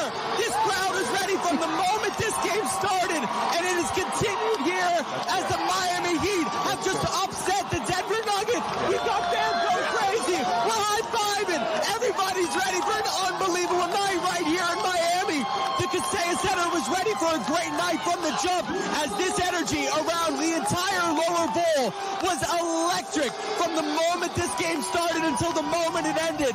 As we pan out to the rest of the crowd, you can see the entire lower bowl going absolutely crazy to end this game. The Miami Heat have just won it as Jamal Murray's shot has not gone in. I cannot believe what I've witnessed around me. There were moments in the fourth quarter where I couldn't hear myself think. I don't even know if you can hear me on the microphone. What a night at the Kaseya Center as the Miami Heat take their first game, their first win in Denver, and I know that this crowd right here is ready for an unbelievable party Wednesday night, Game 3 here in the Heat's house. Guys, we'll send it back to you in the studio. Oh my gosh, Jeremy Taché doing that on 1 tank of oxygen. Not a single breath taken. He was like one of those free divers that go down for 20 minutes at the bottom of the ocean. It was a record. And if you're listening just by audio and not watching, what you didn't see in that noise is there were 11 actual babies tossed in the air. Just infants Seems that were. reckless. It does, but hey, it's Game 2. Right. Wait till Game 7 of this thing. Right. 11 babies, a fetus. It's not going 7. I said 5. That's right. You did mention that. Yeah. The energy was actually insane. I don't remember any of that. I feel like I blacked out as that happened. It sounded like I was losing my voice. I wasn't losing my voice. I literally was just unhinged. I don't remember it. It was really amazing. You blacked out. Excellent work by you, blacking out as a impartial observer of games. Well, you can't be impartial if you're holding a microphone that says Heat TV. My job is sales and that high-fiving. You're people. emceeing. Yeah. Emceeing is really sales. I'm right. there. Yeah. I'm there to make sure everybody's ready to be at games 3 and 4. I'm there to make sure that everybody is ready to be at the road rally. Bally Sports, the heart of the fan. Put it on the poll, please, Juju, at Le Batard Show. Would the Zeller minutes look the same if you replaced him with a newborn giraffe? Or that newborn baby that was being hoisted into the air. The giraffe would just be more distracting. I feel like we'd have more success. No, Zeller's plenty distracting. Porter He's right Jr. now. would be like, why is there a giraffe on the court? No. Listen to me. Zeller is a strong human being. He is a big human being. And when he starts balling around there. I can't take my eyes off of him. Well, no, nobody can. Nobody can. Jokic, you're hoping to distract Jokic. It's dangerous. It's like having a wrecking ball just move through the court, but it's like on a hinge that's not safe, and it's just swinging through, and you got to be careful because every once in a while they'll put one in with an offensive rebound, but everyone be careful because it might fly into the stands. The Zeller minutes are amazing. Yeah. They're a joy to watch. Oh. Ever since Tony pointed it out, those black shoes, they don't it's help. The hair or lack of hair too. It's kind of disturbing. No, it's also the mask, or just again. I've mentioned that it should be a retainer, a wire that runs outside of his mouth. It's just like all ear to ear that could impale someone. And if not for a Theragun, that could be Dwayne Dedman. Jeremy becomes Jeremy. Okay, so we got a bear here stumbling around. You see that mirror to the left? He's like, oh, this is weird. There's a lot of weird stuff here. Oh, my God. I just saw myself. Ah! He's like, get out of here. So that's how I imagine a bear would react if they saw Jeremy in the woods. But that's what they would do to me. It's really screwed up to do that to a bear, honestly. He's just like not expecting, just like having a nice stroll. Right. And we'll watch it one more time. This is good fun. Good, clean fun right here. It really is. He's just like, oh, my God. And then he's going, he was definitely what a good-looking bear. Definitely scarred from that for a few months. Who puts a mirror in the woods? It's weird. That's my question. How did it get there? It was probably for the internet video. They probably did that on purpose. Yeah, but you're messing with bears. I mean, it's not right. Leave the bear alone. Who would do something for the internet visually like that with a bear? Imagine that. What are the chances there was a camera right in front of it, too? Jeez. Small world. Greg, it was interesting. A bunch of people agreed. Now, you had a weekend where the Eagles lost, the Niners lost, so no more undefeated teams. 72 Dolphins could celebrate. But a lot of people saying the Dolphins were the best team in the NFL through 6 weeks. And so I know you're impressed with the offense. Hawk was in here yesterday, Andrew Hawkins, Tomahawk Podcast. He said that Tyreek Hill is the best player, non-quarterback division, in the NFL. And I agree with him. The Dolphins are overwhelming. I'm not certain they're not the best team in the NFL right now, Greg. I think they are at this minute. They're an underdog in Philadelphia, but only by 2.5 points, which is very interesting. Definitely they have the best offense. I think it's the best offense in Dolphins history. And when I write that, I get a lot of criticism. Too soon. What about this? What about that? Look, the Dolphins won Super Bowls with Larry Zonka because they ran the ball better than anybody and barely passed. They were as exciting as ever and broke NFL records with Dan Marino because they passed the ball like nobody else, but they didn't have a great running game. Right. Now they're doing both. They can run the ball like crazy. They lead the league in rushing. Raheem Mostert has 11 touchdowns in 6 games. And Tua is everything they thought he would be when they drafted him number 5 ahead of Herbert. Tua is the favorite in the MVP odds right now. Should be. With great reason. Yep. And I just think this is the most dynamic, well-balanced, inventive.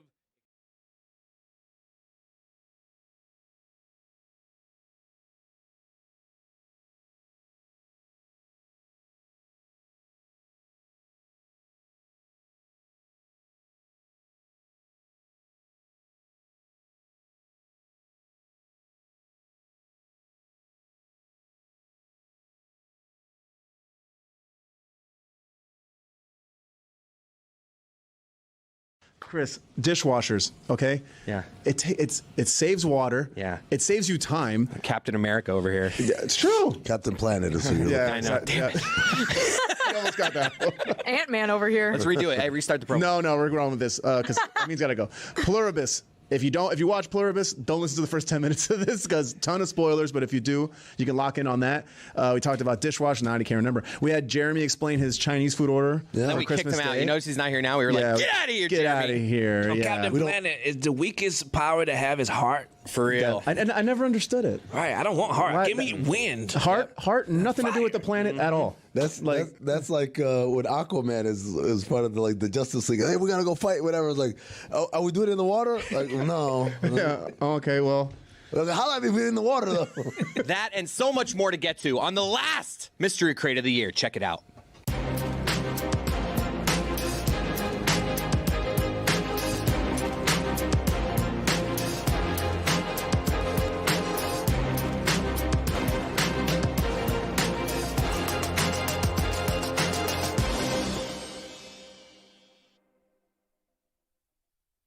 Welcome to another episode of Insights to Mediocrity. I'm Jeremy Taché here with our expert, our superstar, Tony Kaladiu. Good to be here, Jeremy. Tony, can today's player hang with you in your heyday? It's a good question because if you want me to be honest, my heyday was probably around 2017, 18. I was playing at ESPN basically every day, playing with guys like Ryan Hollins, playing like former pro guys that were still pretty active. And I would say that's probably the best I ever was in that time. Led the league in scoring at ESPN. I don't even know if we can find those stats. I think we should. I don't know who's out there. Please find those stats for me. Research team, let's get on that one. That's where the myth of the 10-day Tony really started. It's like, wait a second, this guy who's here's a production guy is just giving everybody buckets. Why is this happening? Where is this coming from? Throwing lobs to Ryan Hollins off the backboard. And it was like, oh, wait, okay. So can they hang with me? Probably. But at that point, I could have probably been somewhere on a 10-day situation, even on a two-way. That's why they call him the man, the myth, the legend, 10-day Tony. Thank you. Tony, how do you feel about load management? There's two schools of thought, right? There's a school of thought that I get paid to play and I pay to play, right? That's what differentiates the athletes. You get paid to do this. I pay to do this. I can't load manage because I'm losing money. Right? When I play in these leagues, I'm giving money to the league to play. So, yeah, you're a great athlete to get paid to play, but I pay to play, right? And that's hard-earned money that I'm investing while somebody else is investing because they actually pay for me to play. So, but the point is, the guy who pays for me to play is losing money if I don't play. Therefore, I'm in 40 minutes a game. I'm playing all day. So I don't like load management from the perspective of losing money. I'm not here to lose people money. I'm here to make people money.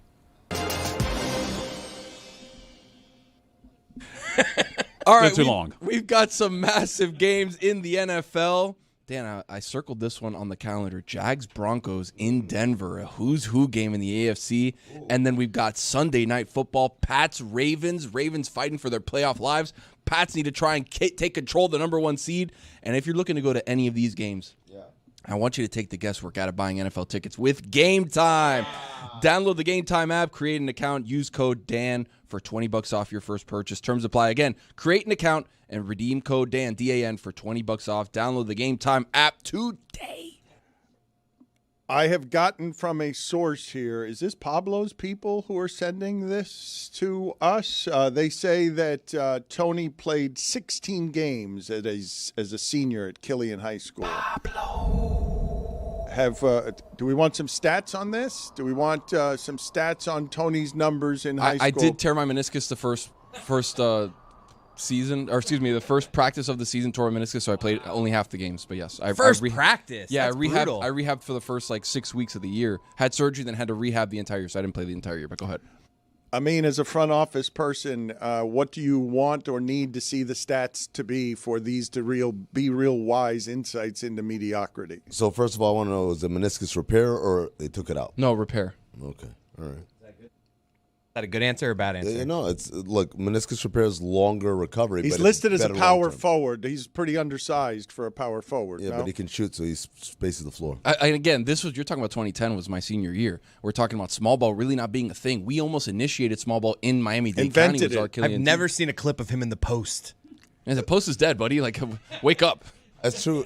What's there's an assistant coach on the Heat. It was a former high school coach, right? Yeah, of course. Coach Octavio de la Grana. There you go. Used to play or used to coach at Florida. What did Christian. you just say?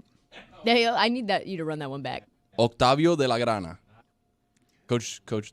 Bless you. Everybody? Yeah. I heard he was around, the high school scene a lot, and taking notes, and he said, "Hey, Coach Spo, you know that new sound you're looking for? Well, listen to this."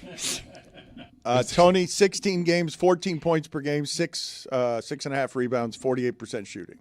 Not bad. Yeah. Wow. And again, I was 17, 18 years old. You get better as you get older. And I shot 40% my junior year. From where? Everywhere. From where? The court. 40%.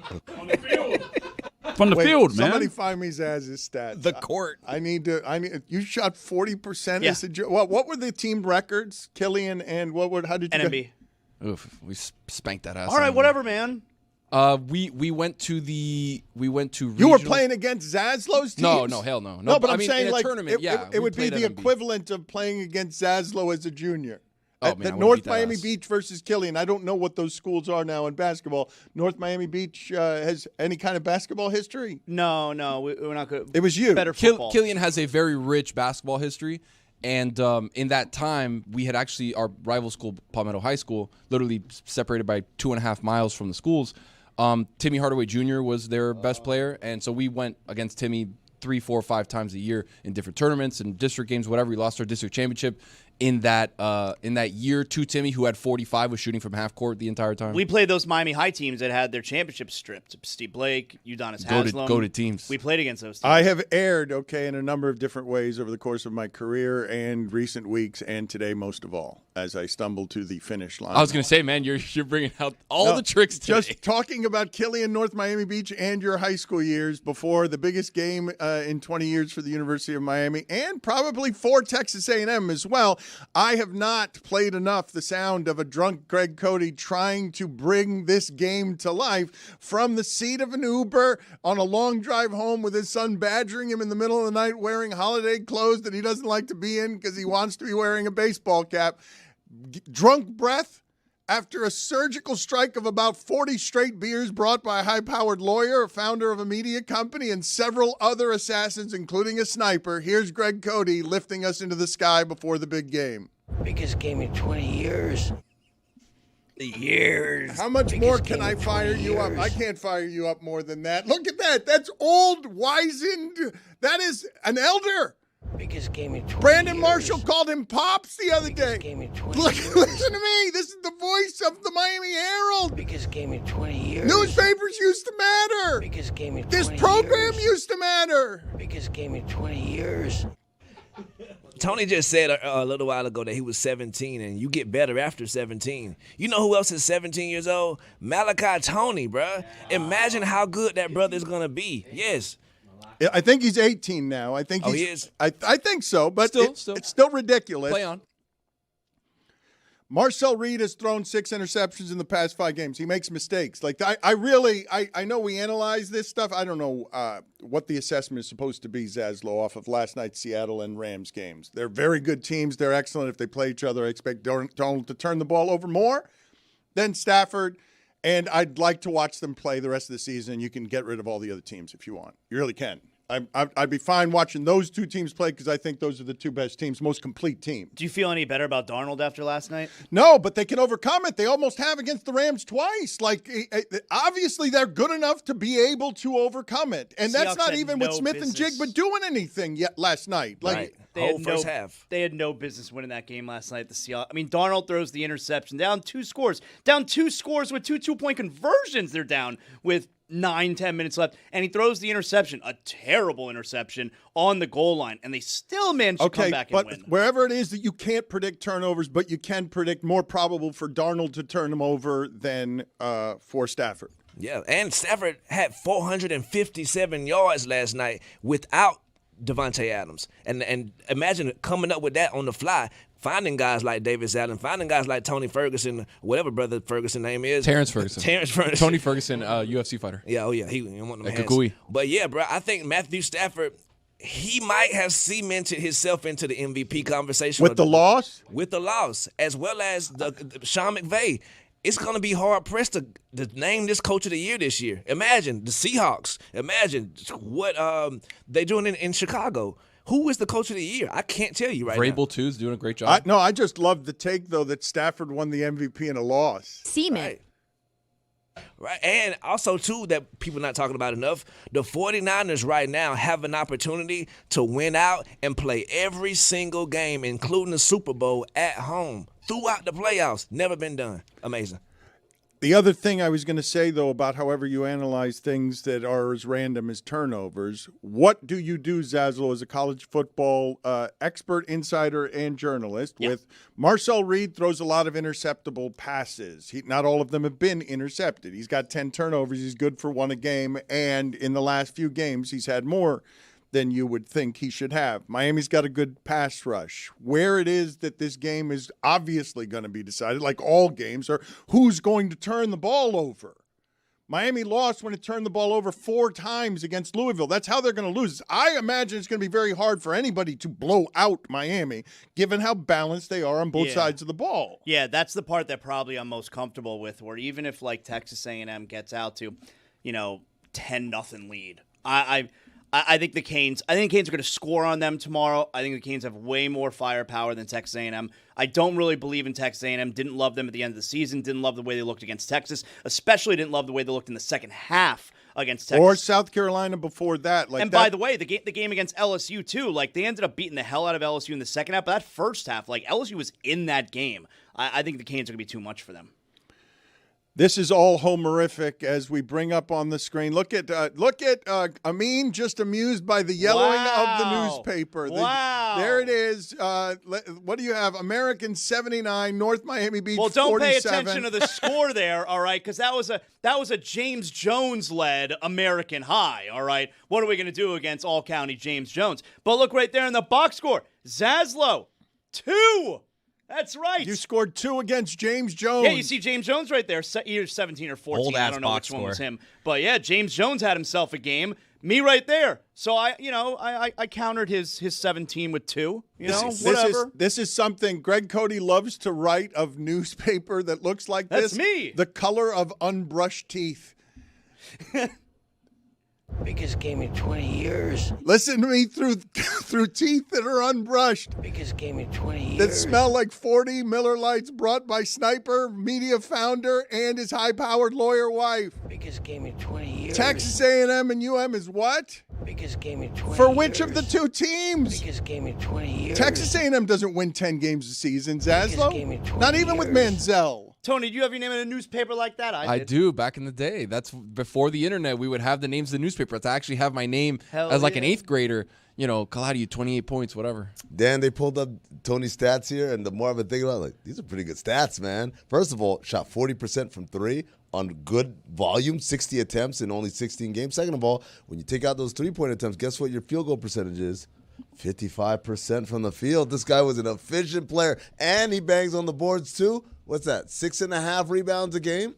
Somewhere I had it double-double. Somewhere maybe I didn't go after him as much. But, Again, one of the great failures of my career that before this game we were talking about Tony's Killian high school sports stats instead of our beloved mentor explaining to us from every angle how important this college football game is within 24 hours, 25 hours. 20 years.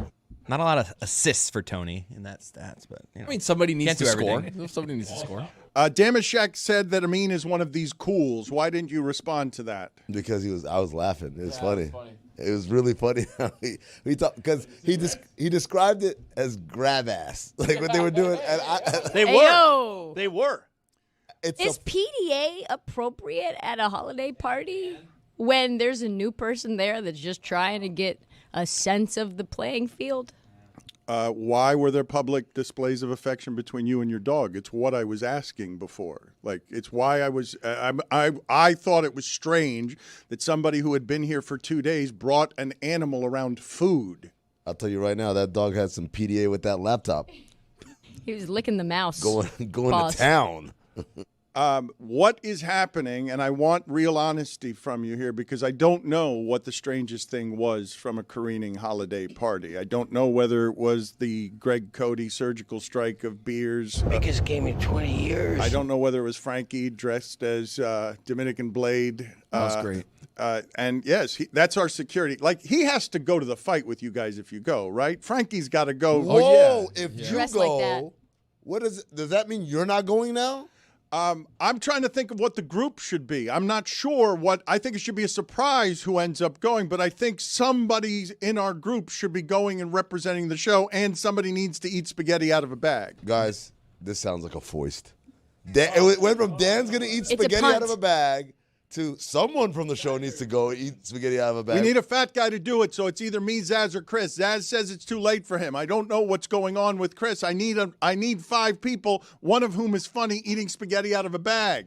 I'm not calling anybody the F word, but I think we should get Stunt Dan. Stunt Dan definitely needs to be there. Danny got to be there. I think also Brother Robert, that be sitting back there with the collar shirt, Bob, he got to go, bro. And we got to send Ethan Badowski. Yeah, I mean, come on. Why? Star turn. Look at that. Okay, You feel these me? are terrible Star turn. decisions. These are terrible. Tony's right. That's not representing our show correctly. Yes, it is, Dan. Everybody here, the holiday party last night showed me everybody is so valuable here that, man, it don't even matter. Send 5 of any of us. We going to get it done. Wait a minute. Dan has to go. I'm not going to allow this, or we're going to legislate this away. Like, oh, the show was represented. Like, no, you have to go because that's the whole point. Netflix wants to say, and there's Dan Le Batard, and he's eating spaghetti out of a bag, as opposed to there's a guy who kind of looks like Dan Le Batard, but he's a little shorter. Dan Le Batard sitting next to a guy eating spaghetti out of a bag, I think is funnier. Just you next to Danny B. It should be Dan and then Dan's double with a gray beard eating the spaghetti. Let's take Dan's double. There he is. I think you guys should have Danny go and just say, used to be with ESPN, doesn't look the way that he used to. Ladies and gentlemen, Dan Le Batard. And we should pass it off as it is me as an imposter. Like, we should give him my clothes, allow him to go, maybe sit next to Lebo hat Valerie. on. Bring Valerie up. Gotta bring Valerie. A Lebo hat, maybe public displays of affection between him PDA. and Valerie and Trista's dog. Danny just said I'm in. Trista's dog should be there. For sure. Valerie wanted Ollie. She was lobbying for another dog. And somehow, which I don't know if anyone else knows the story, 2 seconds into her meeting Ollie, I found out there was like a vicious dog attack and a cat that almost died inside of the Le Batard household. Her leg was viciously injured. What kind of circus you running? The dog almost died. That was a crazy night. Damn. The dog. No, so one of the worst decisions my wife has ever made is to bring a pit bull into a home that's got 2 cats and have me stand Don't bully my between them breed. when they want to fight. Like a foster or like a rescue, right? Yeah, well, here's the thing. Oh, Trista, this is going to break your heart as somebody who loves animals. Like, they just dump them off to live for themselves and fight in the wild in the Redlands, and they're beautiful animals, and they just dump them in the wild to survive. So this is a super anxious one, but a really bad decision to bring him into a house full of cats when the cat thinks he's boss, and he's right. The male cat named after Otis Redding doesn't like me and runs the house. And didn't like a pit bull being in the house. And so there was a fight, and they had to settle it. And my wife got bit, like, in a place that was dangerous. But the worst of it was me and the cat. I'm holding the cat. You cannot get between these animals. And the cat's got me on the wrists. And I'm starting to bleed, and it's screeching at me. So it's not even declawed? No, that's anti-PETA. You can't declaw a cat. No, it's terrible. It's a terrible thing to do to a cat. But so I'm looking at this cat in the eyes, and this cat is grabbing my wrists and wants to fight the pit bull. And I say to him, and I didn't say it out loud, no, you are the man of this house. I'm sorry for everything that's happened here, and I must let you go now because you run things now. Because he just shredded me and wanted to kill that pit bull. But my wife got bit by the pit bull because you're not supposed to get in the way of those things. Imagine a cat thinking it runs a Zaslow mansion. I get it. I understand exactly why it is you would mock me on this. Somebody's declawed in the Le Batard house. That's so what it's not happened. The cat. I saw it happen. I looked into that cat's eyes, and I'm like, you're more of a man than I am. I was bleeding. I was bleeding down my elbows. Like, I didn't have claws. I would have thrown it so far across the just chucked it. Well, punted it. You think I couldn't, or you think I didn't try? Like, no, it embedded itself in me. Didn't you guys see I was having a Greg Cody bad arm day when I came in here? Yeah. My arms were all bloody. How have we not played the sound of your father drunk more today? Biggest game in 20 years. I just don't understand how your dad was like. Okay, he was clearly drunk, but he doesn't understand what it means when you say. What do you mean by that? Well, no, whisper biggest game in 20 years. What do you mean by that? No, let's play the entire thing. I do want to marvel at this because this is the toddler Erlene married, and this is the toddler who raised Chris Cody. Once he gets a dozen in, he doesn't understand anything. All right, so whisper fake pregame show. I don't know what you mean. Fake pregame show. I don't know what that means. Fake pregame show. Fake pregame. I need you to whisper it. Do it. Fake pregame show. Again. Fake pregame show. Biggest game in 20 years. Biggest game in 20 years. University of Miami. University of Miami. Texas A&M. Texas A&M. That kind of thing. That kind of thing. Whisper that kind of thing. That kind of thing. Just do again. Fake pregame show. Oh, for the love of God. Pregame show. Fake pregame show. Fake pregame show. Pregaming it. Pregaming it. Pregaming it. Pregaming it. I did not hear the first time around, though, for the love of God. That's exactly how my dad became at the end of his career, where it's like we're badgering him for the last bits of drunken breath we could turn into content. And it's like, get out of here. Just do again. Fake pregame show. Oh, for the love of God.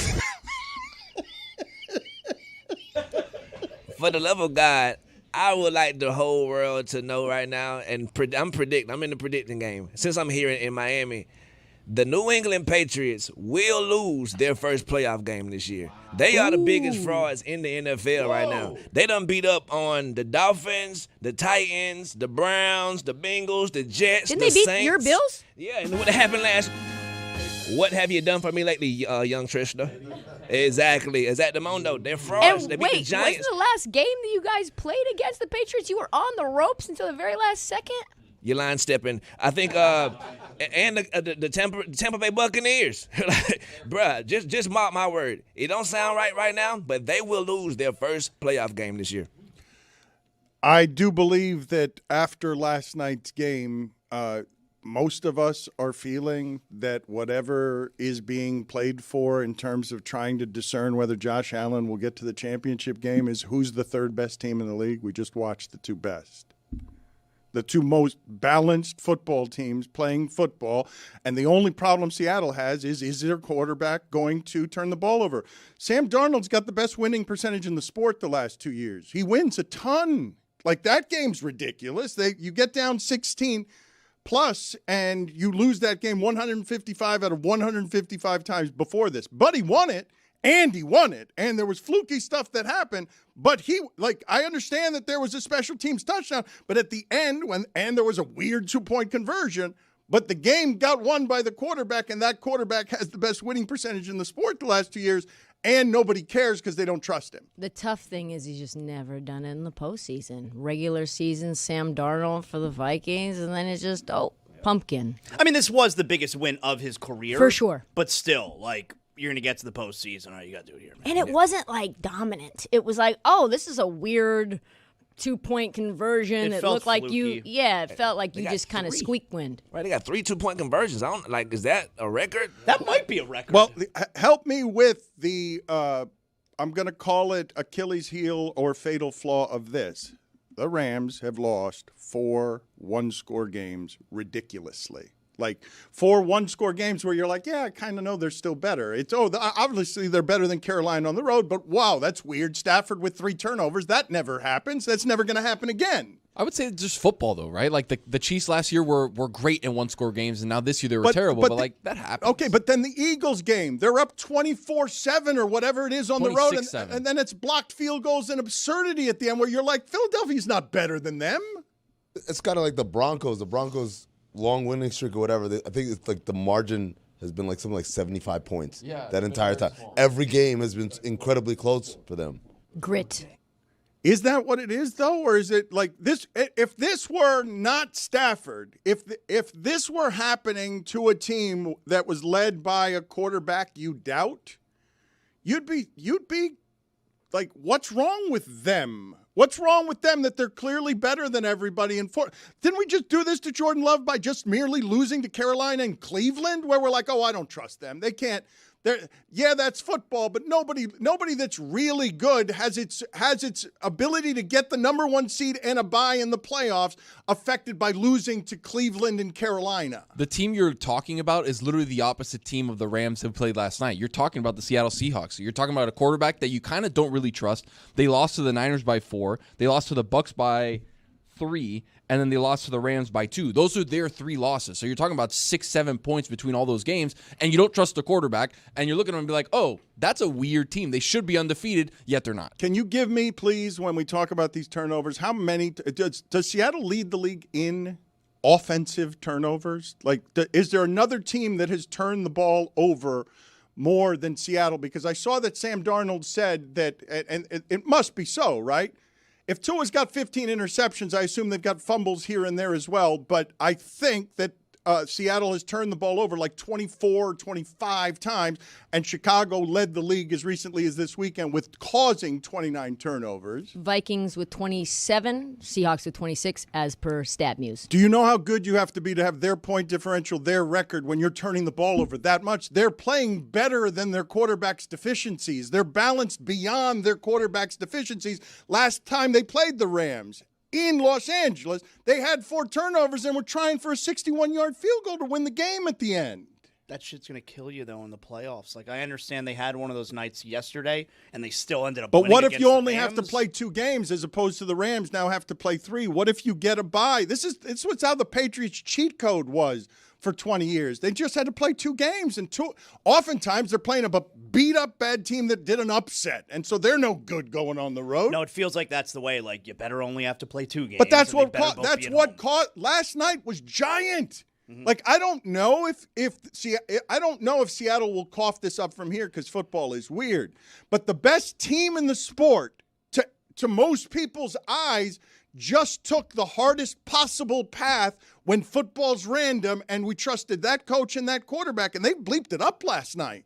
Well, what's crazy is if Seahawks offensively are second in turnovers, defensively in terms of caused turnovers, they're second as well. So it sort of balances itself out. At Panthers and at 49ers are the Seahawks' final 2 games, so kind of tough. And the Rams at Falcons and Cardinals, really easy. So Seahawks are a game up, and I don't know if I look in the division would be the tiebreaker then for the 2 of them. Seattle is 3-2 in the division. Rams are 3-2. Like, it could totally come down to the very end. What are the 49ers, though? Like, because the 49ers have something to say. Yeah, the Niners are even in the loss column with the Rams, 1 back of Seattle. And, yeah, so it might come into play. Mm-hmm. We're looking at Sam Darnold and going... they're 4-1 in the division. 28-6 in 2 years, right? Like, that's where on the doorstep. If they win these last 2 games, they went 14-3 last year. They're going to go 14-3 this year. That's 28-6. We thought the NFL had figured out Sam Darnold, right? Like, we had the conversation with Damashek about, has Tua been figured out by the NFL? Defensive coordinators have figured him out. He's now dust. That was Sam Darnold 2 years ago, before they picked him up when he was in San Francisco. Can we see something like this happen with Tua where somebody else gets him and then all of a sudden he has a revitalization of his career? Like, the book is closed. Sam's brain still works. This is the part, though. No, see, this is the part where everybody distrusts Sam Darnold. This is super rare, what I'm about to say. Sam Darnold's playing in a giant football game last night, and we're now making the ones that Sam Darnold loses, the giant ones, because he's won all of the others, and we still question Sam Darnold because he hasn't done it in the playoffs. As soon as Darnold, when that game was 14-13 or whatever it was, and Darnold throws that ridiculously stupid interception that gives the Rams an easy touchdown, everybody looked at the television and said, yep, that's what Darnold's going to do. That's how they're going to lose. And if Stafford does it, you think a spaceship has landed on the field because and that's the analysis of those 2 teams. I trust one quarterback. I don't trust the other one. Juju's right, by the way. The Niners are still totally yes, in it. That's they're going to sneak in here with that broken-ass team. Like the Niners can finish first in the NFC. The Rams could finish 3rd in that division. Still make the playoffs, but 3rd in that division because the Niners won the first game against Seattle, and they're playing the last game of the season, which is destined to be Sunday Night Football. And with all those injuries they had, Fred Warner and such as people like that, and the Brandon Ayuk saga, how can Kyle Shanahan not be considered Coach of the Year with that performance? Bosa, too, is supposed to be out on the defense. The only one who's always out there are McCaffrey and Trent Williams. Mac Jones won games this year. McCorkle was great for a couple games, by the way. And Purdy's been playing really good ball. That's absurd. It really is absurd that the 49ers, after 5 years of being like second to the Chiefs on what's the best organization in the sport, can get there with any quarterback. Them doing it with this team quietly, where it's even more injured, right? Because Kittle missed a bunch of games at the beginning of the season. Zaz, who is your favorite person to play, about that with? You've played it with Amin's really good at it, because I like doing it for NBA, but I'm thinking a little bit something different today. Can we do a little bit of, about that? Come on now. With who? With Amin? Patience, Dan. Let's let the music kick in. Get excited for a second. Oh, God. I mean, see why a cat controls your house. We're going to do about that? I was bleeding from the elbows. With Trista. Yeah, all right. That's right. Amin, don't be offended. I can see a little bit in your eyes. You're like, man, I'm offended because I like doing you know about that. I'm doing it with Trista today. Coward. All right, Trista, you ready? Do you know how this ready. game goes? No, You'll figure explain out. it to me. Okay. Trista, I'm going to throw some NBA topics at you, and you're going to tell me if you know about that. First up here, there are rumors that the Milwaukee Bucks, they may not be trading Giannis. They may actually still try to impress Giannis so that he stays, and they may do that by trading for Zach LaVine. The Kings want to trade everybody. Trista, you know about those Milwaukee Bucks Zach LaVine rumors? Yeah, apparently the Milwaukee Bucks think that they can entice Giannis to stay. Giannis also is very shaky in terms of whether he's 10 toes down or on his way out. Zach LaVine, though, is the bucket getter that the Milwaukee Bucks need. This is what the Chicago Bulls thought, Zaz. This is what the Sacramento Kings thought, Zaz. They should just throw in DeMar DeRozan while they're at it. All right, sounds like Trista knows about that Zach LaVine. Trista, the sporting news. I don't know about this report, but I saw this. The sporting news put out there that the Warriors should consider cutting ties with Steph Curry. You know about that? According to some random person on Sporting News, and then re-reported on Yahoo, which made me feel like, is this verifiable? Steph Curry's going to be on the move. They're cutting ties with him this year to maybe send him to the Houston Rockets? God, when she said, huh, I I thought the same thing. Oh, my God. I heard, huh. It was so close to being hate. What? Yeah. I swear. Chris thought it too. Send him to the No, that's not the part I'm saying what to. Oh. Cut ties? What? That part's fake weird, too. news. Gotta be fake news. All right, sounds like you know about that fake news. Trista, the NBA Cup was I think it was a success, and for the third year in a row, they did it in Vegas. But they're considering moving the NBA Cup final to maybe college venues like Cameron Indoor Stadium. You know about that?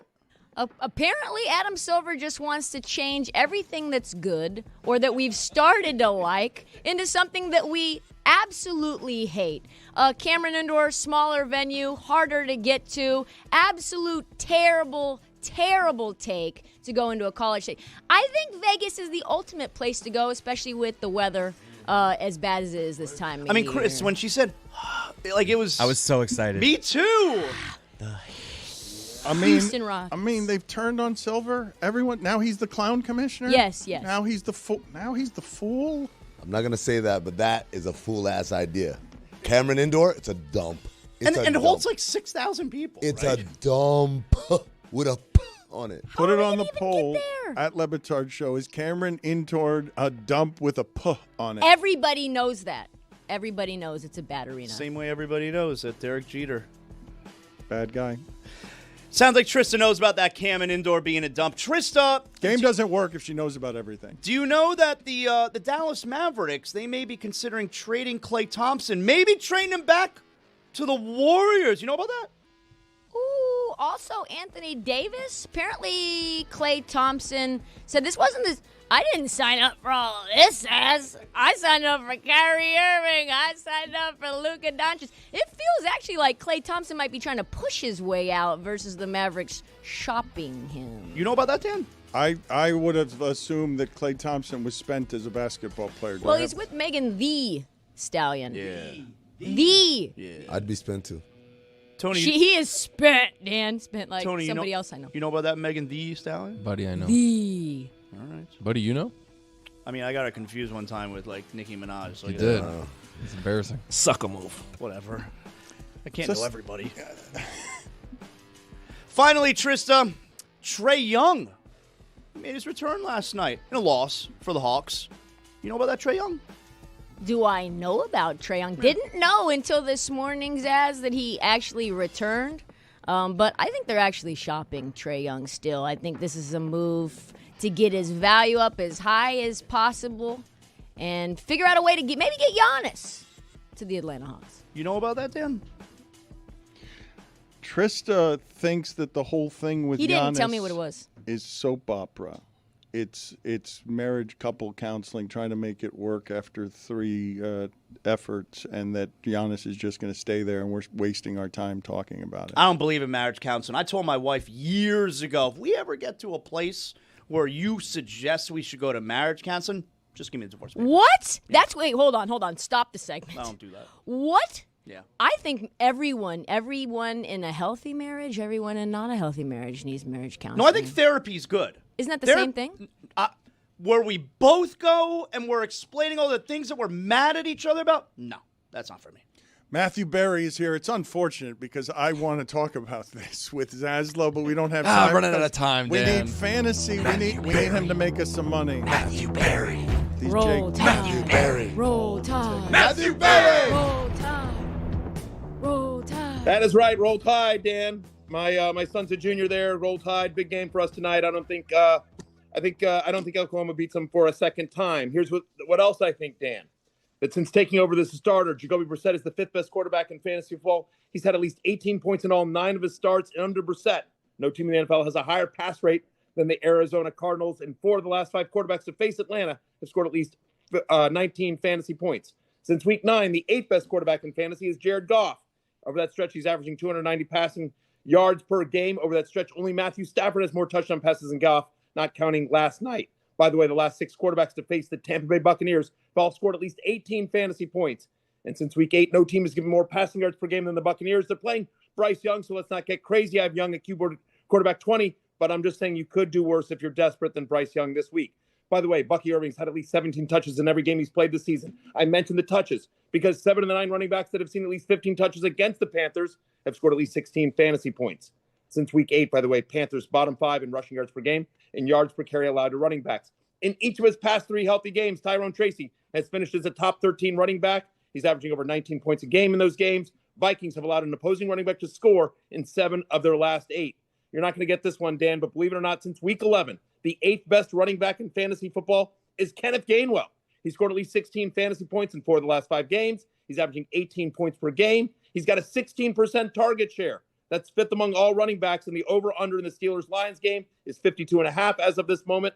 That's the highest on the Week 16 slate. Speaking of that game, since Week 9, Jamison Williams, the 6th best wide receiver in fantasy. He's had at least 16 fantasy points, 6 of the last 7. He's had 3 straight games with a 26% target share or more. Steelers allow the 7th highest completion rate on passes of 15-plus air yards or more. I like Jamison Williams over on his longest reception on Sunday. Only the Dallas Cowboys have given more touchdowns to opposing wide receivers than the Detroit Lions, just so you know as well. In the first game back last week, Mike Evans had a 37.5% target share, targeted on 43% of his routes.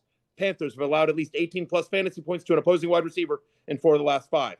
How about this one? Over the last 2 games, Dallas Goedert has a 30% target share, and only 2 teams in the NFL have allowed more touchdowns to opposing tight ends than my beloved Washington Commanders. Give me an anytime touchdown for Dallas Goedert. They've also given up at least 10 fantasy points to a tight end in 7 of the past 8.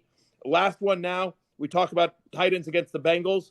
That's the only team that the Cincinnati Bengals have allowed 15 touchdowns to opposing tight ends this year.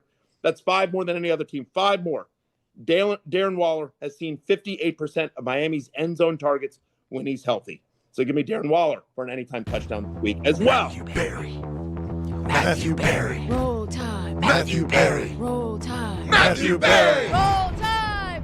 FantasyLife.com if you want more Matthew Berry information. Thank you, Matthew. Happy holidays, sir. I appreciate it, Dan. Happy holidays to everyone. Roll Tide, and FantasyLife.com. Let's go. Thank you, sir.